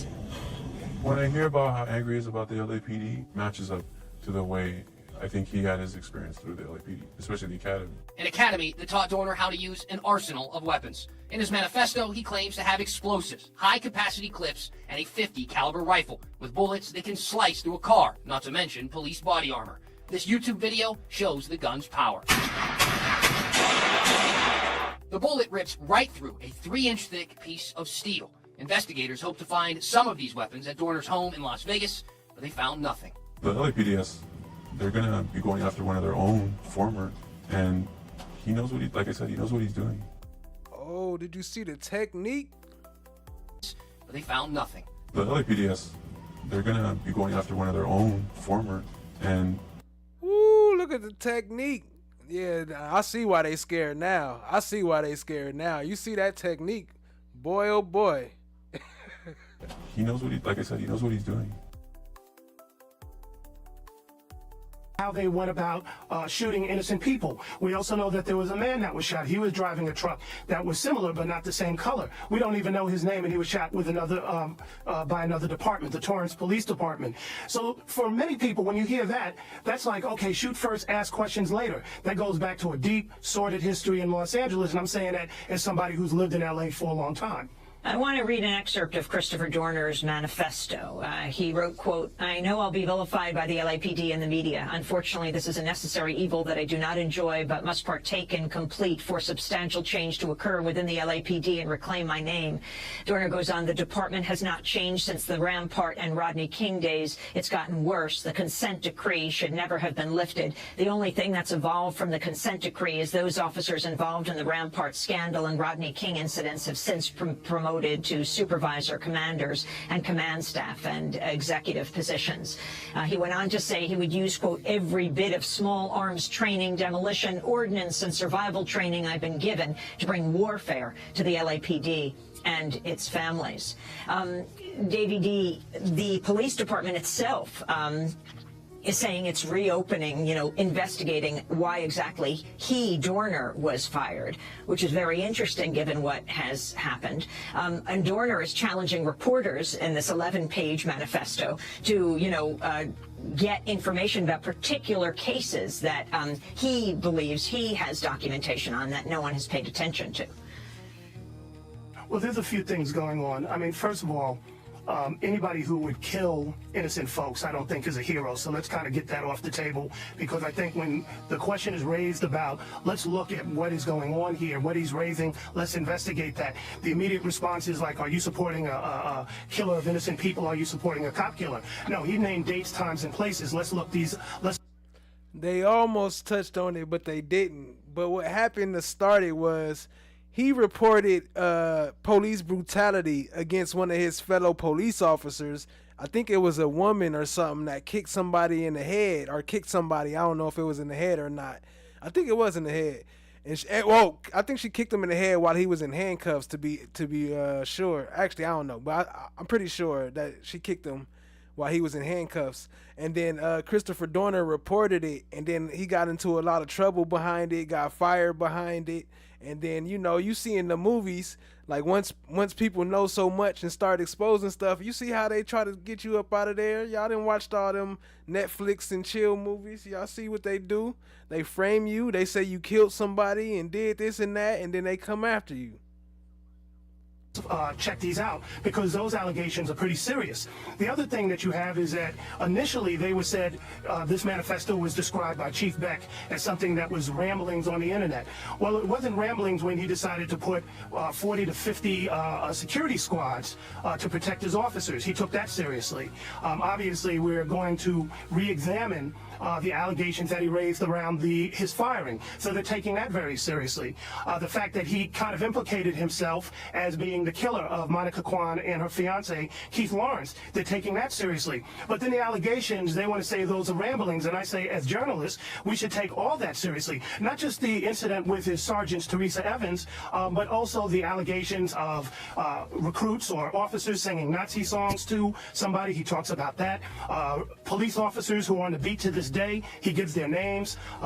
They use the N-word. Should there be a zero tolerance for that? Are they still officers on the beat? If so, why? We should check out to find out if people involved with the Rodney King scenario or the Rampart scandal have been promoted. And explain what Rampart is for people who aren't familiar. Rampart was the biggest scandal that this country's ever seen with police departments, definitely in California. A lot of people were falsely accused. A lot of people were arrested. A lot of people did jail time, all this sort of stuff, before it was unpacked maybe about 10 years ago, to find out that there was a lot of misdeeds, and public trust was severely compromised. So say they were held for 15 hours inside one of these houses. 15 minutes, excuse me. They say it felt like 15 hours. But for the couple that crossed Christopher Dorner's path and survived, this morning, there is relief. Overnight, the unassuming couple, the 33-year-old former cop held hostage, spoke publicly for the first time about their harrowing ordeal. The moment that you realized that this was Christopher Dorner, what went through your mind? Thought we were dead. Yeah. Really, it was pretty scary. Karen and Jim Reynolds say they came face to face with Dorner when they went to check on one of their ski lodge cabins around noon Tuesday. He was holed up inside. They say he was heavily armed, that he tied their wrists and ankles, even covered their heads with pillowcases. For 15 minutes, they lay on the floor of their cabin, terrorized. Did at any time he talk to you about why he was doing what he was doing? Yes, he had said, I just want to clear my name. The couple only managed to break free when Dorner fled in their car. The Reynolds' story, but police didn't know about Dorner's whereabouts after he crashed his car and then set it ablaze 1 week ago. The couple believes Dorner may have been in their vacant cabin just yards away from a police command post since at least last Friday. Meantime, late Wednesday, police said tear gas canisters may have started the fire they believe ultimately engulfed Dorner, but not on purpose. We did not intentionally burn down that cabin to get Mr. Dorner out. And this morning, we now know the name of Dorner's final victim. San Bernardino County Sheriff's Deputy Jeremiah McKay was killed in Dorner's last shootout with police. The father of 2 young children telling the Associated Press earlier this week, "We're hoping this comes to a close without more casualties." And still no positive ID on that body pulled from the burn house now 2 days ago. Elizabeth, the authorities still awaiting forensic tests. In Irvine, the largest manhunt in Southern California history is underway. The target of the search, ex-LAPD cop Christopher Dorner, who'd already killed 3 people, Keith Lawrence and Monica Kwan in Irvine, and Riverside police officer Michael Crane. Everyone was on high alert at that point, and you have to be. At first, San Bernardino County Sheriff's Deputy Alex Collins wasn't involved in the search. He was on paternity leave with a newborn child. But when Dorner's truck was spotted near Big Bear, where Collins was stationed, he knew he had to go in. You have someone out there murdering innocent people, murdering cops. If it's not us, then who's it going to be? 6 days into the massive search in the San Bernardino Mountains, Dorner is finally discovered and is spotted speeding down Highway 38 in a stolen vehicle. Sheriff's deputies in hot pursuit. But as he turns onto Glass Road and heads down into 7 Oaks, law enforcement loses track of him.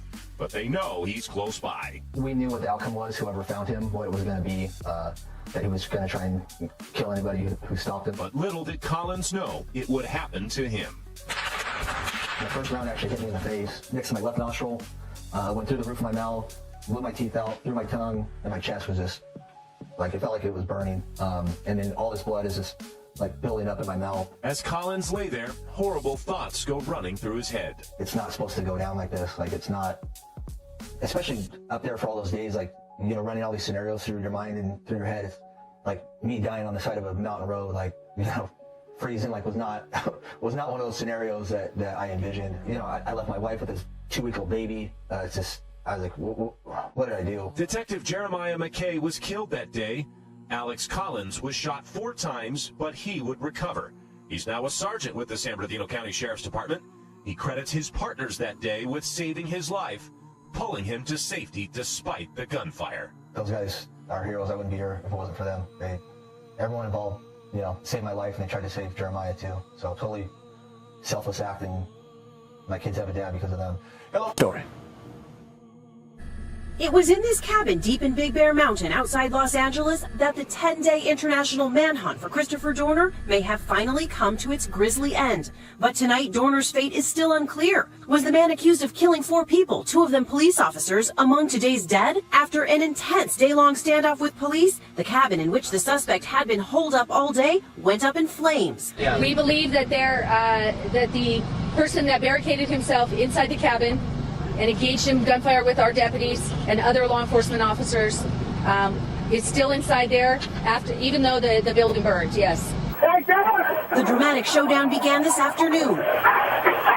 Volleys of gunfire exchanged between officers and the man they believe to be Dorner, formerly one of their own with $1 million bounty on his head, holed up inside this hillside cabin, all captured on camera by local station KCBS.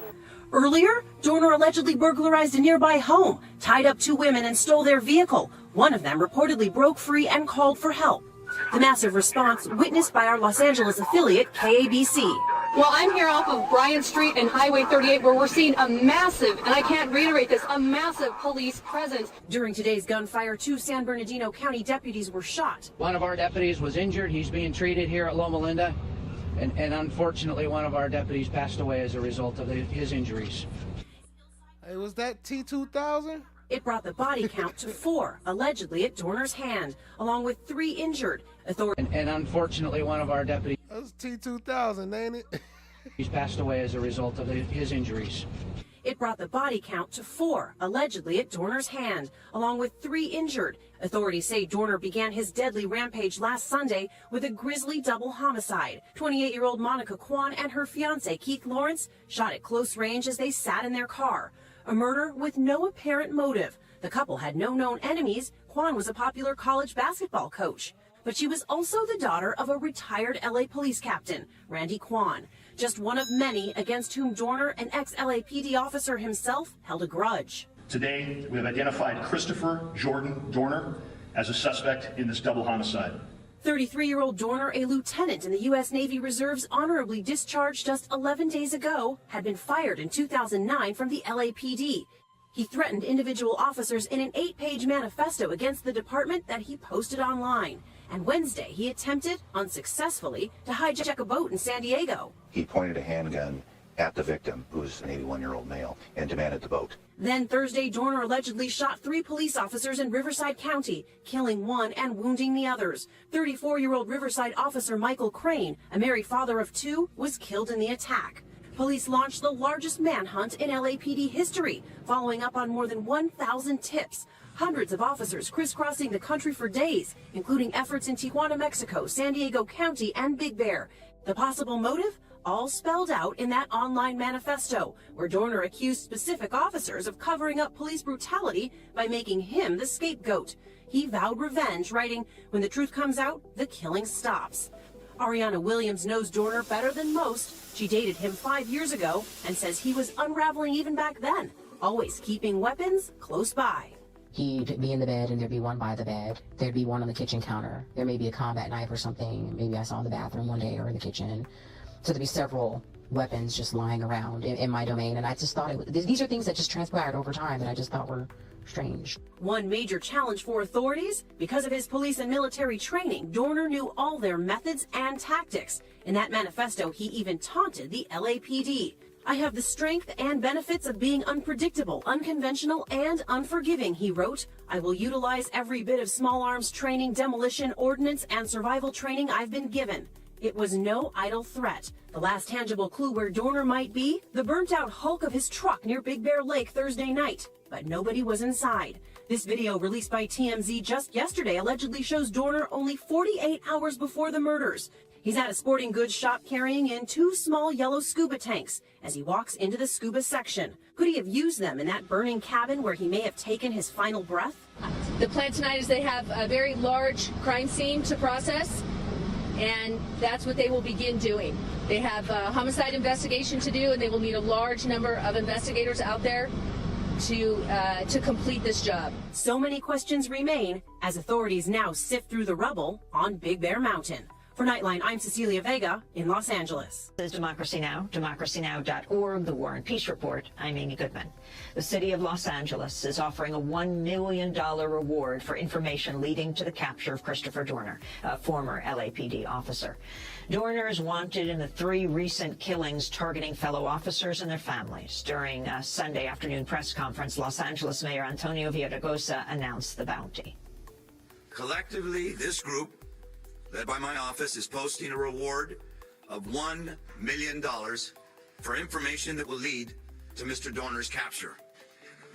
We will not tolerate anyone undermining the security, the tranquility of our neighborhoods and our communities.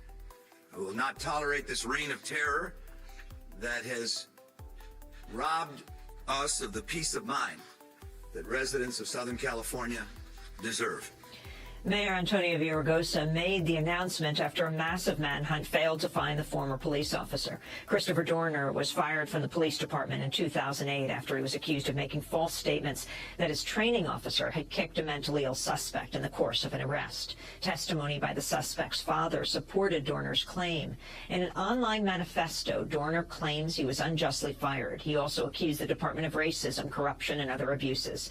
In his message, he threatened to wage, quote, unconventional and asymmetrical warfare to those in LAPD uniform. On Friday, Los Angeles Police Chief Charlie Beck announced he'll reopen an investigation into Dorner's firing. LAPD Commander Andrew Smith said Chief Beck's decision was about maintaining public trust in the police force. He's not opening it because of the accusations or because of the musings of someone who's a multiple murderer now. He's doing it because he wants to ensure that the public knows that the Los Angeles Police Department is fair and transparent. The manhunt for Dorner began last week after he allegedly shot dead Monica Kwan, the daughter of the former police captain who represented Dorner during his disciplinary action, as well as her fiancé. Dorner is also accused of shooting several police officers, one of them fatally. Police pursuing Dorner as part of a multi-agency hunt were involved in at least 2 separate shootings, injuring 2 people Thursday after they came across vehicles that looked similar to the suspects. Dorner's own truck was found on fire and abandoned. For more, we go to California, to Berkeley, where we're joined by journalist Davey D. He runs the popular website Davey D's Hip Hop Corner at daveyD.com. He's co-host of Hard Knock Radio on KPFA in Berkeley. He's also an adjunct professor at San Francisco State in the Afro Studies Department. Davey D, welcome to Democracy Now! Start off by what is most important, do you think, to understand? Well, fam. We come to another end. Shout out to all y'all for being here. Brown Sugar Babe, I see you. Appreciate you for hanging out with us tonight. Shout out to No One. I see you, family. FFS, what up, what up? Appreciate you holding it down. Miss DB, what up? Appreciate you, family. Yeah, crazy stuff, ain't it? She said Dorner wasn't playing no games. That's a fact. That's a fact. Brown Sugar Babe, Miss DB. Watch the Rise. Not too many tonight. It's all good. Aubrey Ya, can't leave you out. Shout out to Aubrey Ya. Tat Clouds. Tat. What the fuck, man? Chan My Black is Golden. Rock Solid TV. Always Lying Love. Appreciate y'all. Yeah. I wasn't expecting too many tonight because I already know that this was gonna be a little too deep for most people's ears. You know what I'm talking about? It's a little too deep, but it's all good. It had to be talked about. You know what I'm saying? Because everybody talk about Rico, and everybody talking about Rico here and there, but now we get to see a little bit deeper dive into what Rico really was, even though it's still just a bunch of bullshit, really. Much love to the fam. Appreciate y'all. Y'all go sub up to Rock Solid TV and go sub up to No One. Miss D, he said they are going to hear him one way or another. That's a fact. That's a fact. He got his message through loud and clear. Like, y'all ain't gonna do me like that. Y'all go sub up to Rock Solid TV right there. Shout out to No One. We got some exclusive stuff coming over there. You feel me? We just now building, just testing the waters. Y'all go check it out. Let us know what you think. Give us some feedback. Let us know where we can improve. Shout out to FFS. Well, besides the daughter of the captain and her fiance, if he actually did that. Nah, I don't think he did that. I mean, he might have, but I don't think he did. You know how they do. They gotta have a starting point to stage you up and get it going. Joni Ford said, I'm here. Shout out to Joni Ford. What up? Appreciate you. Shout out to Joni Ford hanging out. Appreciate the love, family. He favors the dad from Not So Raven. He do kind of look like the dad from Not So Raven. Yeah, exactly. Tell you what. Appreciate y'all hanging out with me. And until next time, y'all stay fresh and stay blessed. And let everybody know y'all found Rico. Come back here and watch it. Come back here and hit him on the replay. Tell him y'all finally found Rico. We found where he been hiding. He been in all the police departments this whole time. Shout out to Rock Solid. Peace out. Much love, family. Stay fresh and stay blessed.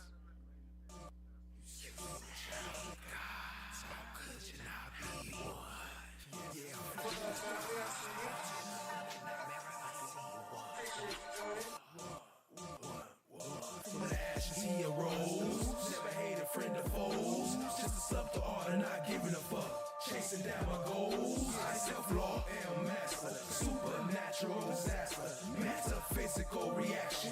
I am the flesh, I am the God. No one got the lab on lockdown. Talking hot winters and cold summers. Black Force Ones when we slide in the streets. We all stay home at a club jumping. What up, cousin? I see you, fam. Throwing slime coins when I watch the trial. Leos be capping, chatting action. Come and tap in the most interactive. I am the flesh. I am the God. I am the flesh. I am the God. Lost liver, leg, don't tap in. God bless, scared to be wrapped in. If you like like us, gon' get the lights up. You the sub, you the shell, tell them pack in. Feeling left, right, front to the passenger side. It's right here, the premiere. How you know? Cause them boys broadcast to the live. Wanna talk about it, hit the link right here. Slide coins up, got 100 bands. Mars eyes, watch how the check. And the band made love to a bomber head. Two bands do a dance like check. I'ma keep going till I'm motherfucking tired. You what? I'm motherfucking tired. Slide brothers out, could we rain down game? Like, what you mean? Just watch the rise. Watch the rise. Watch the rise. I am the flesh. I am the God. I am the flesh. I am the God. Flesh of God.